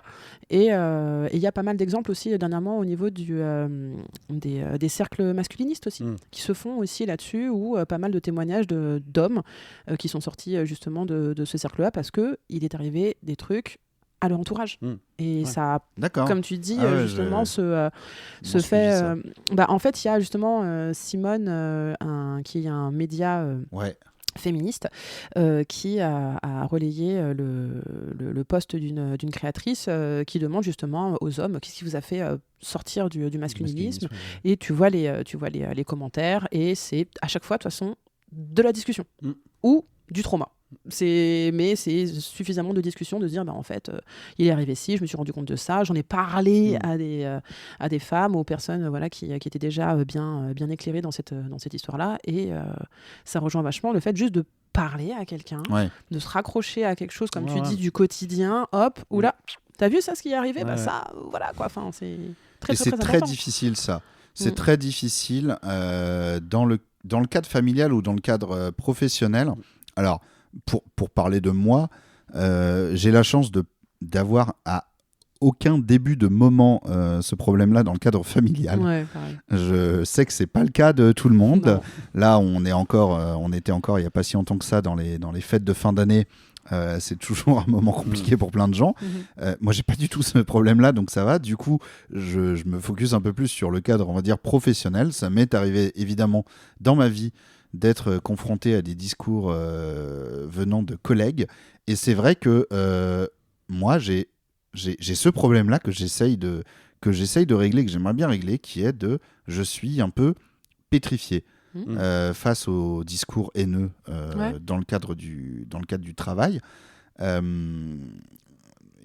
je dis dans le cadre du travail, c'est au travail, ça concerne pas forcément le travail, mais la machine à café, comme on dit. Bien sûr. Voilà. Et ça, c'est très compliqué parce que effectivement, je plaide coupable. J'ai beaucoup plus tendance à m'effacer dans ces moments-là. Quand ça commence à discuter et que ça prend des thèmes insupportables et que je vois même que les gens sont plus ou moins d'accord entre eux, et j'ai trop du mal à arriver violent, en fait, et être le relou, le gauchiste de service qui arrive en disant je suis pas d'accord, etc. Et j'ai beaucoup eu tendance à soit au mieux, on va dire, essayer de contre-argumenter gentiment, de manière un peu naïve, de pas laisser transparaître en fait moi je bouffe de la poétique matin, midi et soir et je suis un putain d'antifa, et de dire mais ça je crois que c'est pas tout à fait vrai pour le coup, parce que j'avais vu que blablabla. Je vais avoir plus tendance à faire ça, et parfois les jours où j'ai vraiment pas la motive à regarder un truc sur mon téléphone et aller plus loin, à dire attends, il faut que je fasse un truc, et me barrer de la zone de pause. Mais c'est pas facile, et c'est compliqué parce que je dis parce que t'es face à des gens qui peuvent être extrêmement sur deux et tout, et que en plus de ça, si tu sens que tu es dans un cadre où la plupart des gens sont d'accord, ou en tout cas ne vocalisent pas une opposition, tu peux te dire je suis seul contre genre 3, 4, 5, 6, 7 personnes, tu vois. Je trouve ça plus facile à l'écrit, sur un groupe WhatsApp et tout. Là, pour le coup, tes écrits, tu vois, tu vas pas pouvoir te faire couper la parole, tu vois ce que je veux dire. Tout à fait, on va pas pouvoir parler par-dessus toi ou quoi que ce soit. Enfin, ce que tu vas lire, si les gens décident de le lire, pourrait être entendu, tu vois. Et à l'oral, c'est beaucoup plus compliqué, quoi, parce que on est quand même des gens... quelqu'un qui nous dit bonjour enfin tu vois, on est capable de nous dire un truc dans la rue et genre on freeze rien que pour ça. Il y a ça, et puis surtout t'as qui en face de toi. Tu te rends compte quand même que t'as des gens, c'est des fachos, enfin en tout cas qui ont une pensée fasciste, plutôt le résumer ainsi, et tu te dis en face j'ai quelqu'un qui est haineux. Est-ce que j'ai envie à cet instant-là d'interagir avec cette personne, alors que effectivement, le militant qui est en face de toi, tu te dis genre, mais là, faut que je dise ci, faut que je dise ça. Mais déjà, il y a la pression, effectivement, du fait de l'interaction. C'est déjà compliqué. Et du fait du milieu professionnel. Et du milieu professionnel. On est tellement précarisé que on a toujours peur que ça entraîne de l'exclusion, ça entraîne de la compétition interne, même si c'est vis-à-vis de tes collègues qui ont le même poste que toi, ça peut ensuite parler, ça fait que tu passes des mauvaises journées. Si ça aboutit à de l'exclusion, tu vas passer des journées horribles et au final tu vas rentrer en burn-out. Déjà que le travail c'est chiant, si en plus tu passes un mauvais moment. C'est ça le truc. Évidemment, si jamais un des collègues c'est un N+1, la sentence tombe. En fait, si tu tombes sur quelqu'un qui dit Trump il dit pas que des conneries, qu'est-ce que tu veux dire en fait par rapport à ça? Enfin, il y a rien. Certaines personnes elles sont pareilles, elles sont plus ancrées dans la réalité, tu vois. Il y a un côté c'est 20. Exactement. C'est exactement à la machine ça. à café, tu vas lui contre-argumenter un truc, c'est-à-dire que tu sais que d'une part tu vas pas le convaincre et de deux en plus à partir de maintenant il va te catégoriser comme le gauchiste et ça risque d'être chiant pour toi. C'est ça. Et à la fois dans ce cas-là, moi je préconise plutôt de faire une sorte d'entrisme, tu vois, de le faire un peu en scred avec des personnes que tu as identifiées qui faisaient pas trop partie de ce truc-là et gagner au fur et à mesure. Mais quand tu es dans l'intérim, c'est compliqué aussi parce que tu bouges, tu vois. Aussi, Alors, cela dit, quand j'ai fait de l'intérim, j'avais moins de problèmes parce que je me disais, pour le coup, je bouge. Je m'en fous. Si vraiment dans 3 jours, je suis plus du tout avec vous, alors là, je vais y aller. Non, mais en effet, après, c'est clair que t'as aussi la posture de. Moi, je pense que la posture d'essayer de dire de façon un peu naïve et de balancer des trucs sans y aller frontal peut être. En fait, tu sais jamais. Ça peut être pas mal. Ça peut être pas mal. Tu sais jamais comment les gens vont réagir. Si certaines personnes, ça, elles vont dire ah ouais, machin, vas-y, ta gueule. Naïveté, alors qu'une autre personne, hein. tu lui rentrerais dedans.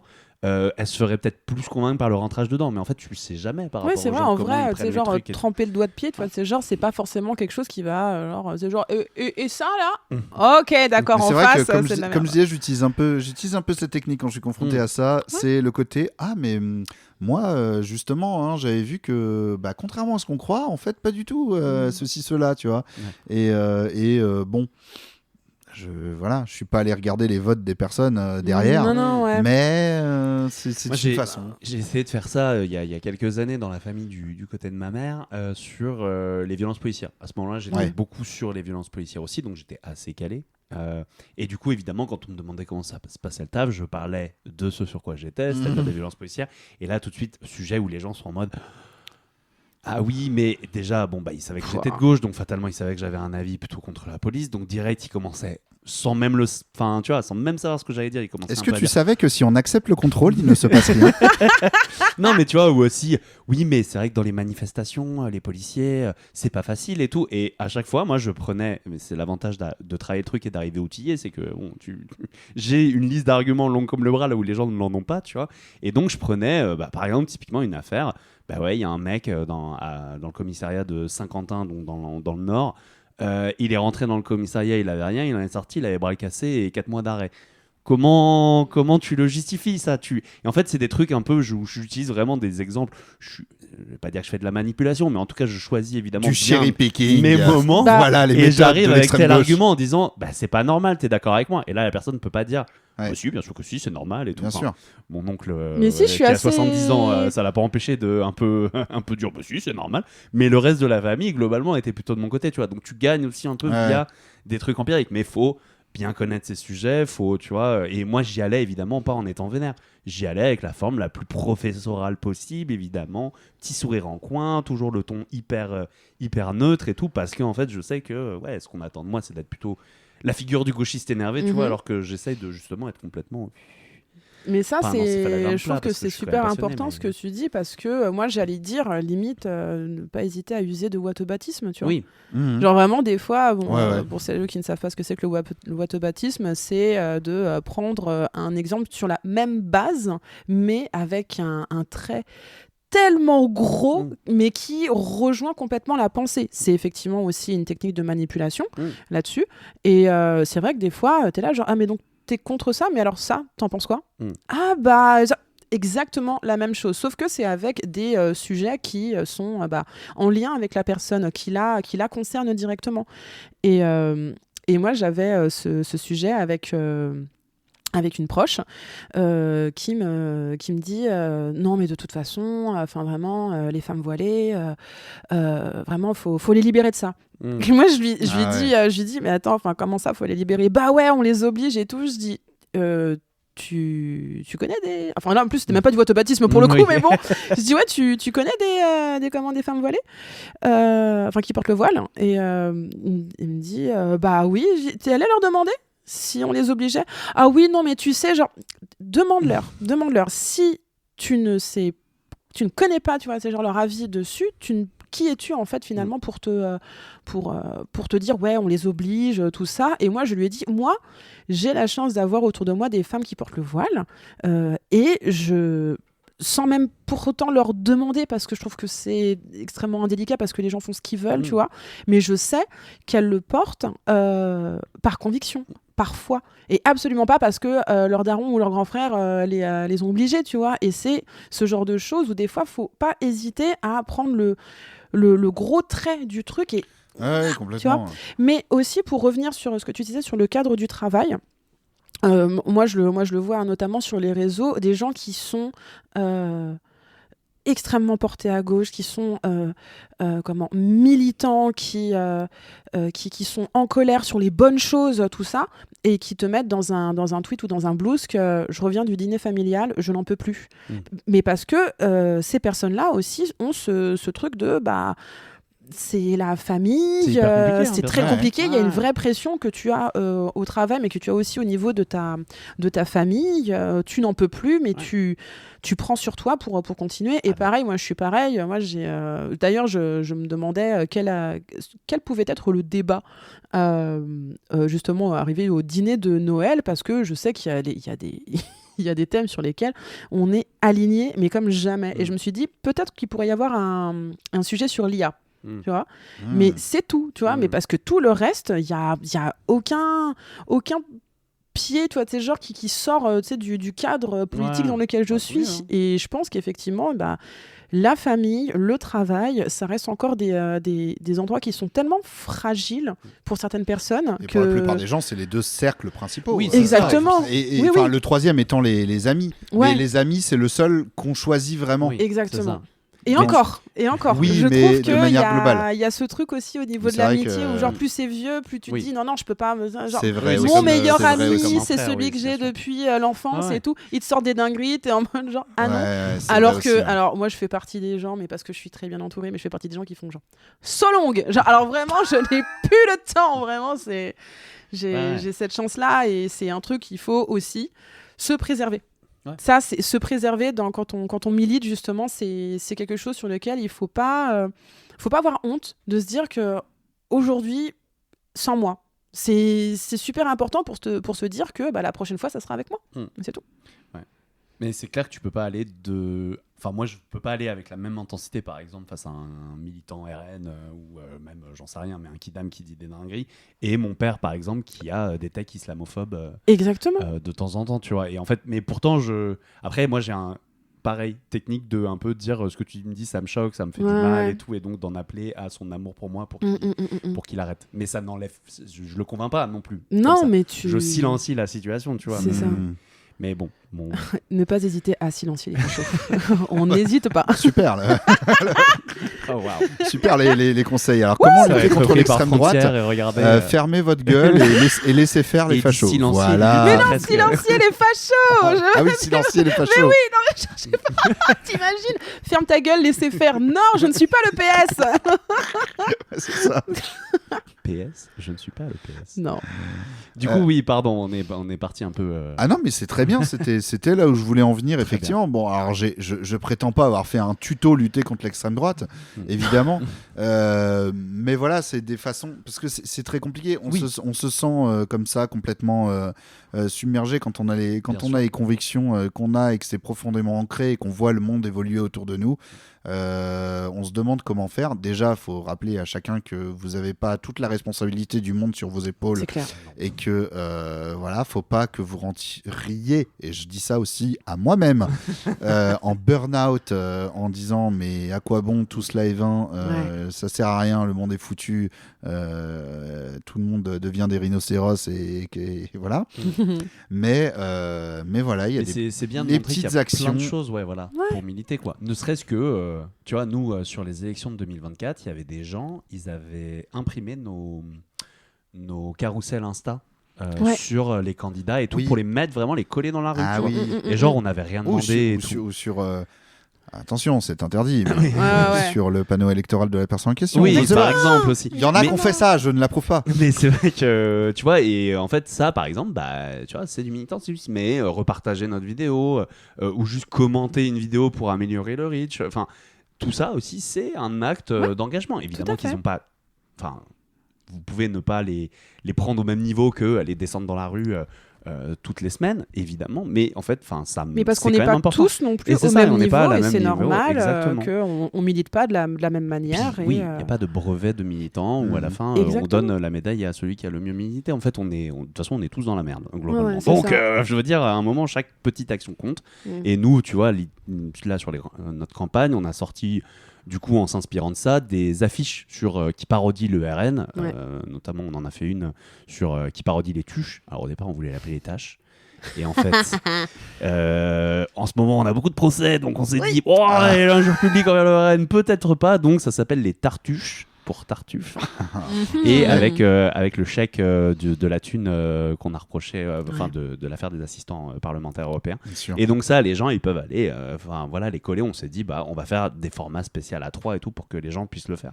Si les gens le font pas, c'est pas grave en fait. Non. Mais au moins il y a l'outil, tu vois. Et nous, on se dit, on est des passeurs d'outils en fait. Et j'ai envie de dire, je vais dire les petits vieux. Les petits vieux à l'ancienne qui continuent aujourd'hui à dessiner des petites moustaches Hitler. On dit ça marche bien. Voilà, c'est ok. On rappelle les bases. On arrive, on claque des doigts. Yes, c'est bon. Voilà. Tout à fait. Mais oui. On parlait du service public tout à l'heure avec la première Outre-mer. Et en ce moment, donc il y a la commission sur le service public menée par des femmes. En parler aussi. Et notamment par Charles Alongle. On a sorti un portrait cette semaine sur Charles Alongle où ça raconte que durant la campagne en 2024 dans l'Hérault, en fait, il était surnommé le furoncle. Et il y a un mec qui a écrit sur ses affiches le furoncle à chaque fois. Et c'était voilà. On l'a mis dans l'article parce qu'on trouvait ça très pertinent et très marrant. Ça, c'est ok. Prendre en photo, mettre sur Internet, c'est ok aussi. Voilà. Il n'y a pas de problème. Oui, la commission d'enquête sur l'audiovisuel public. Il n'y aura pas le temps pour venir en profondeur là-dessus, mais c'est déjà aussi, le simple fait que ça existe et que genre on a vu ce que ça a donné ces dernières années. Dessus, de Blast avec Usul et Lumi, si jamais vous voulez. Tout à fait. Évidemment, je vous renvoie là-dessus. Et récemment, là, il y a quelques jours, il y a le président de cette commission d'enquête qui a sorti, j'ai plus la phrase exacte, mais qui a parlé de l'humour en disant moi je suis politique. Pour l'humour, mais ça doit pas servir à véhiculer des opinions politiques. Très bien. Voilà. On fait ça. Hein. Et c'est merci pas c'est à vous. Marwan Benlazar. C'était à vous. C'était sur France Inter. France Inter. Mais là, il y a C'est à vous qui a apparemment reçu la tâche de ne plus recevoir d'invités politiques apparemment, ou de ne plus parler politique même. Il y a eu plus d'invités politiques juste avant les élections en fait là. D'accord. Mais normalement ce truc-là prend c'est 3 semaines avant. Normalement c'est début février. Et là ils le font avant parce que mais je pense que c'est une ambiance. Mais c'est bizarre de le faire. Qui en parlait. Oui c'est ça, mais c'est bizarre d'en parler là maintenant tout de suite alors que c'est un fait qui. C'est une conséquence de la commission. Oui voilà c'est ça. T'es tellement dans une ambiance où ils attaquent le service public chaque jour. En fait, à un moment, tu tombes dans un état d'esprit assiégé et tu te dis on va juste inviter Vianney. Voilà. Tout le monde aime Vianney tous les jours.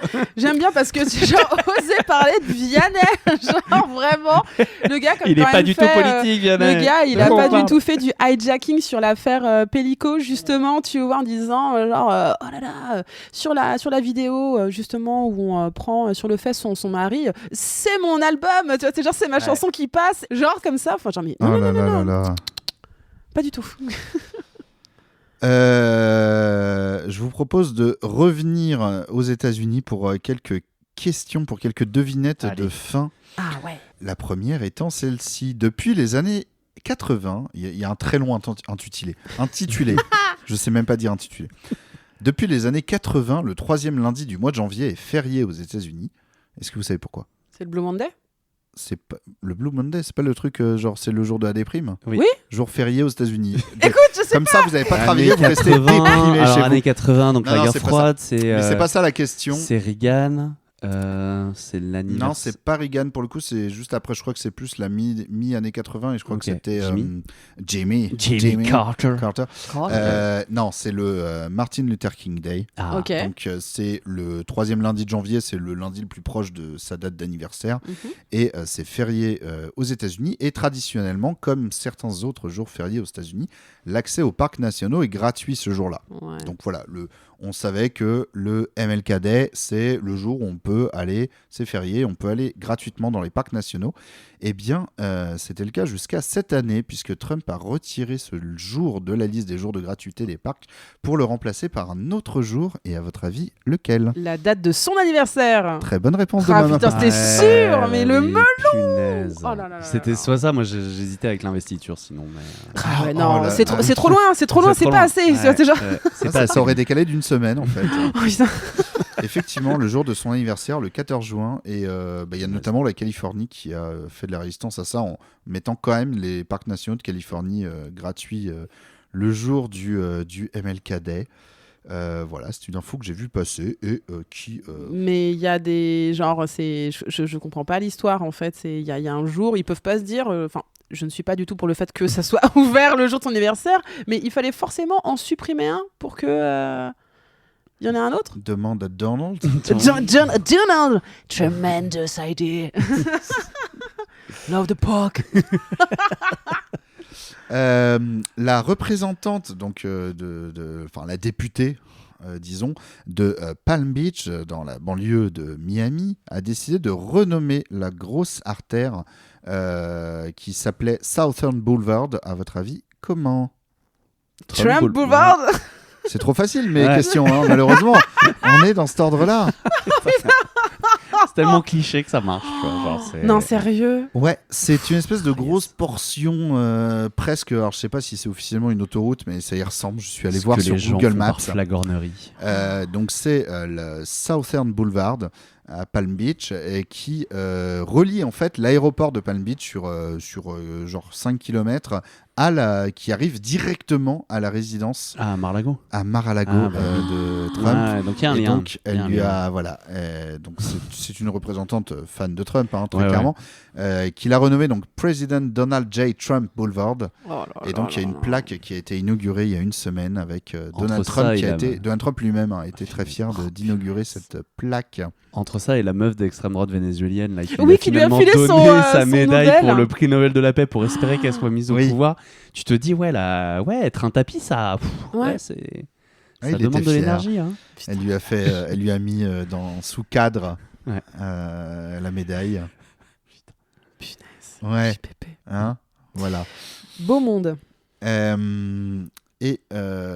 Qu'ont fait des agents de l'ICE après s'être délicieusement régalés dans un restaurant mexicain de Wilmer au Minnesota. Ils ont embarqué les mecs du restaurant.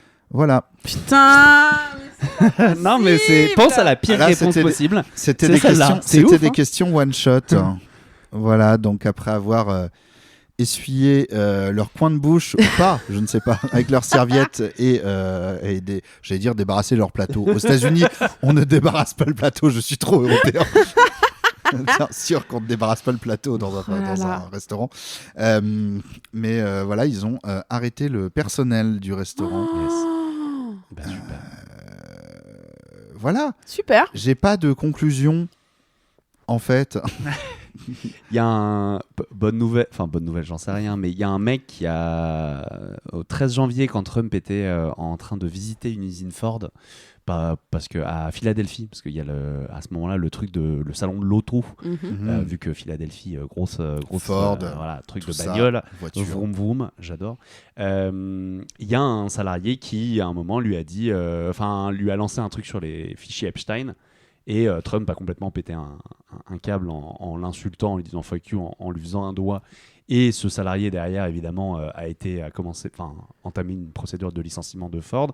Et en fait, ça a contribué à bouger, je l'ai lu dans un article du Monde d'hier, donc je me permets d'en parler. Ça a contribué le syndicat UAW, dont je me rappelle plus, United Automobilist Workers, finalement, le syndicat des travailleurs de l'automobile, qui était vachement ambivalent du côté de Trump parce que beaucoup avaient soutenu Trump et tout, en fait se positionner pour ce salarié-là, en plus du fait que Trump n'a pas amélioré la situation de tous ces travailleurs-là, quoi. Donc il y a quand même J'avais vu la séquence, mais j'avais pas la suite autour, il y a un papier du Monde en fait qui raconte. J'ai vu la séquence parce qu'il se fait interpeller là-dessus et Trump lui répond par un doigt d'honneur. Ouais, et un fuck you, je crois aussi. Ok. Et donc il y a un papier du Monde qui s'appelle Comment Trump on arrive à insulter les siens, quoi, parce qu'en fait c'est vraiment le gars fait partie de son électorat et tout. Mais c'est vrai que sur les fichiers Epstein, Ben oui, si c'est ça qui doit ça justement, il y a quelqu'un sur les réseaux que j'ai vu qui a déployé un outil pour inverser la censure. Des différents documents qui sont en libre service, et en fait il montre, regardez, si c'est censuré avec un bloc noir, si c'est censuré avec un bloc blanc, si c'est censuré avec une police différente, tout ça, machin. Voilà, moi mon programme via PDF, hop, il te permet de remonter tout ça. Et ça c'est quelque chose quand même, je pense que les dossiers Epstein, c'est quelque chose qui va vraiment faire craquer les États-Unis. Vraiment.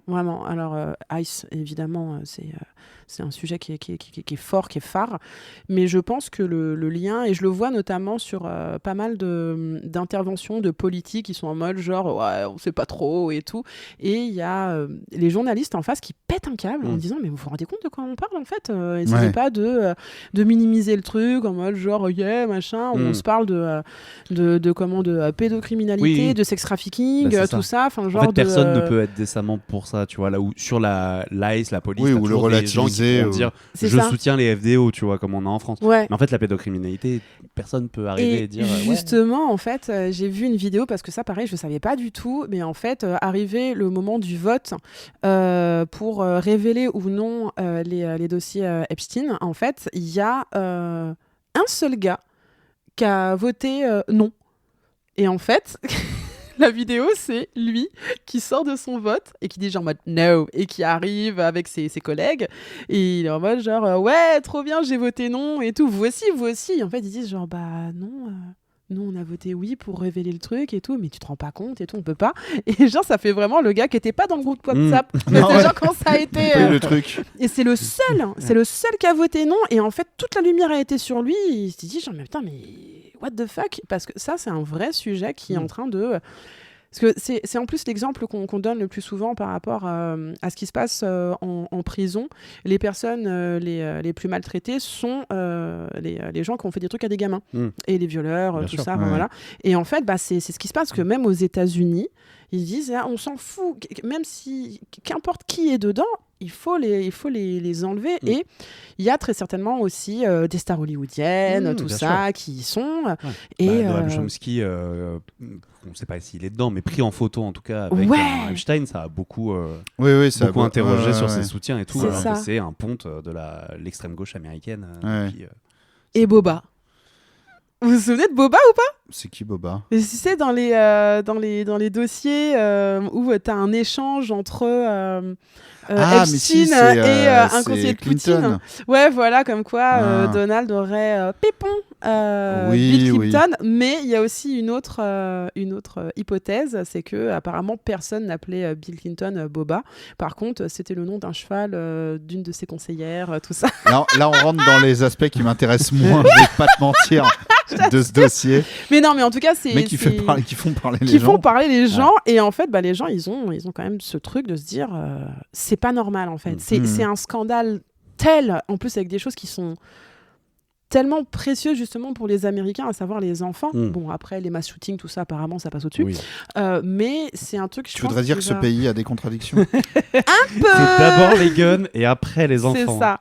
Mais oui, donc je pense que ça va vraiment faire péter, et j'espère que ça sera pas mis sous le tapis comme... le Venezuela. Voilà, vraiment, j'espère que ce sera pas juste un chapitre et ça marquera vraiment la fin de quelque chose. Ouais, c'est clair. Et moi, je trouve ça vertigineux, en fait, cette affaire. Et donc, c'est vrai que j'ai jamais mis vraiment la tête dedans, au-delà de lire des articles, etc. Il y a des gens, comme il y a des trucs qui sont révélés avec des dossiers dans lesquels tu peux fouiller, ils font leurs propres enquêteurs. Ouais, tout est... Ce que je peux trouver aussi un peu dangereux sur certains aspects. Faut pas oublier aussi que Epstein, c'était tellement un personnage important dans... Il était tentaculaire. Ouais, voilà, c'est ça que évidemment qu'il y a plein de gens qui se sont retrouvés sur la même photo que lui, et que ça veut pas forcément dire que ils ont fait 36 voyages sur son île comme plein d'autres. Ouais. Je pensais à ça parce que tu parlais de Chomsky. Et effectivement, il y a une photo dans un avion où il est, si je dis pas de bêtises, où c'est à côté. Absolument. On n'a pas autre chose que ça. Mais déjà, rien que cette présence, tu vois, montre que les gens sont choqués parce qu'en fait, c'est tout ce que ça charrie derrière, quoi. C'est ça. Mais effectivement, c'est une grosse épée de Damoclès sur Trump, et surtout sur le fait que il est très étrangement axé une partie de sa campagne d'il y a 2 ans sur on va tout révéler, et qu'une fois au pouvoir, il dit en fait non, on révèle pas, en fait on révèle, mais on apprend que c'est pas du tout, c'est qu'un tout petit pourcentage des trucs, et que en plus d'autres personnes à côté révèlent des trucs qui le concernent lui. Donc forcément les gens font le lien en se disant non mais attends, en fait il veut pas révéler parce qu'il a compris qu'il était dedans. Ouais, c'est ça. Bon, les gens font assez vite le lien, et à voir comment. Mais ouais. Et puis même de base, c'est genre allez-y, donnez-les. C'est un truc qui est tellement... C'est dur et c'est important, tu vois, faut vraiment les sortir, et voilà, c'est tout. Yes. Bon, on va conclure cette émission là-dessus tranquillement. Mama, dans les prochains jours, semaines, où est-ce qu'on peut te retrouver? Qu'est-ce que tu as envie de promouvoir? Ou ça se trouve des trucs où t'es pas dedans? Peu importe, vas-y. Carte blanche. C'est l'heure de la carte blanche. J'ai des chroniques et tout. Attends, est-ce qu'il s'est déroulé déjà ce festival de BD qui a été créé par des BDistes femmes à Bruxelles, en réponse justement à l'annulation d'Angoulême. Exactement. Exact. Il y a ça, et puis l'annulation. Pas que. Pas que. Vraiment pas que. Et il faut vraiment que je retrouve... Vas-y, Christophe Cécile. Oui. Vas-y. Tu veux que je dise, moi, où est-ce qu'on peut me retrouver et tout Ouais, de ouf. Ok. Bon, moi, globalement, sur Street Press. Bien sûr. On te voit de plus en plus. On me voit de plus en plus dans les formats vidéo, etc. Ouais, absolument. Je fais des vidéos sponsors, du coup, à chaque fois, je pop dans vos stories Instagram. Oui, c'est désolé. Trop de gens m'envoient en mode j'en peux plus de ta tête et tout. Bref. C'est pas cool. Non, mais ouais, écoute, il y a ça. Maintenant que la campagne est terminée, ça, vous allez moins me voir, mais je vais encadrer une enquête qu'on vient de publier là sur les néo-nazis français qui combattent en Ukraine. Et qui s'entraînent sur des cibles derrière où il y a marqué dessus LFI, NFP, sympa, PCF, toujours très sympa chez Street Press. Mais donc on fait un format vidéo pour aller toucher un autre public déjà touché par cette enquête. Le PCF et LFI ont demandé on saisit le procureur de la République pour ça. Mais après on est à Street Press, là on va être un peu partout. On a un calendrier d'événements et tout, un truc de ouf parce qu'en général on faisait tout ça un peu à l'arrache. Et là on a carrément tout un truc. Moi je vais être à Toulon le 3 février, où il y aura également Mediapart pour le tournage d'une émission à l'air libre. Donc, Soutenez aussi Mediapart, hein, évidemment, parce que voilà, c'est un peu les gouttes. Et après, je vais aller à Saint-Nazaire le samedi 7 pour une rencontre avec Saint-Nazaire sans nazi. J'adore le nom. Oh, let's go. Est-ce que tu vas dans des villes qui n'ont pas de port militaire aussi? C'est une très bonne remarque. Non, que là où il y a un sous-marin nucléaire. Voilà, c'est ça. C'est mon Toulon et Saint-Nazaire, il y a vraiment un pattern. C'est mon mantra. Non, je vais à Lyon aussi. Voilà. Dommage. Mais il y a des fachos aussi quand même. Oui. Et Toulon aussi, hein, on y pense parce que là, c'est Laure Lavalette qui a de très bonnes chances de gagner. Qui a des bonnes chances de gagner et qui est vraiment quelqu'un vraiment de l'extrême de l'extrême droite du RN, quoi. Elle s'était abstenue pour le vote de la défense de l'avortement dans la Constitution. Ouais, des trucs comme ça. Notamment parce qu'elle pouvait pas voter contre, évidemment, la ligne du parti l'interdisait, mais elle s'est abstenue, ce qui montre bien ses convictions globalement. Donc on pense aux Toulonnais et aux Toulonnaises gauchistes. Force à vous. Bah ouais. Et si vous voulez rencontrer d'autres gauchistes le 3 février, donc ce sera le moment. Ça sera le moment. Mama, j'ai trouvé. Tu voulais nous parler. Tu as tout sous les yeux. J'ai tout sous les yeux.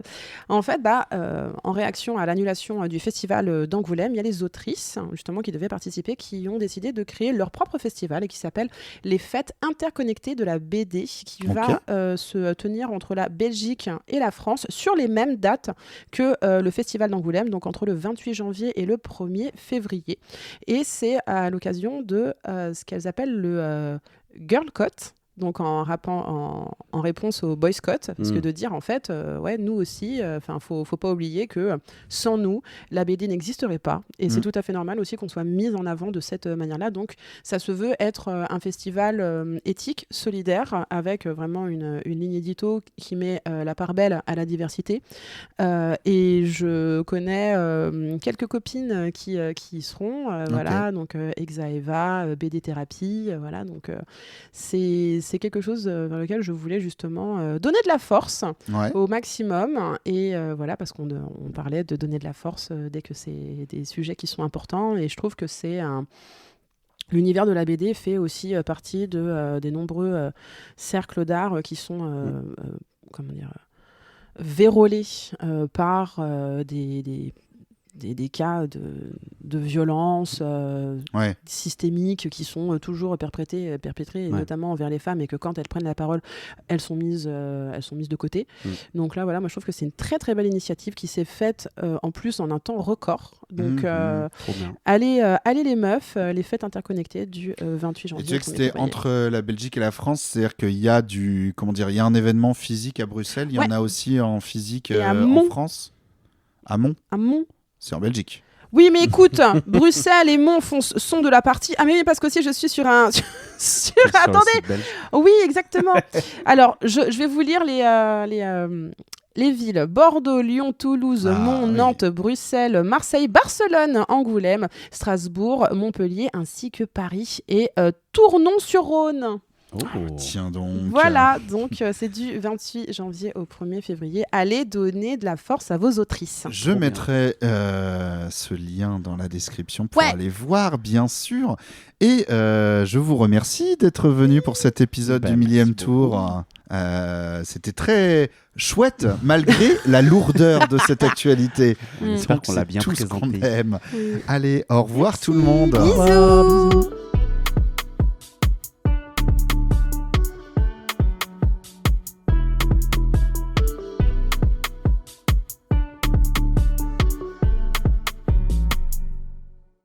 Merci. Merci à toi. Chips.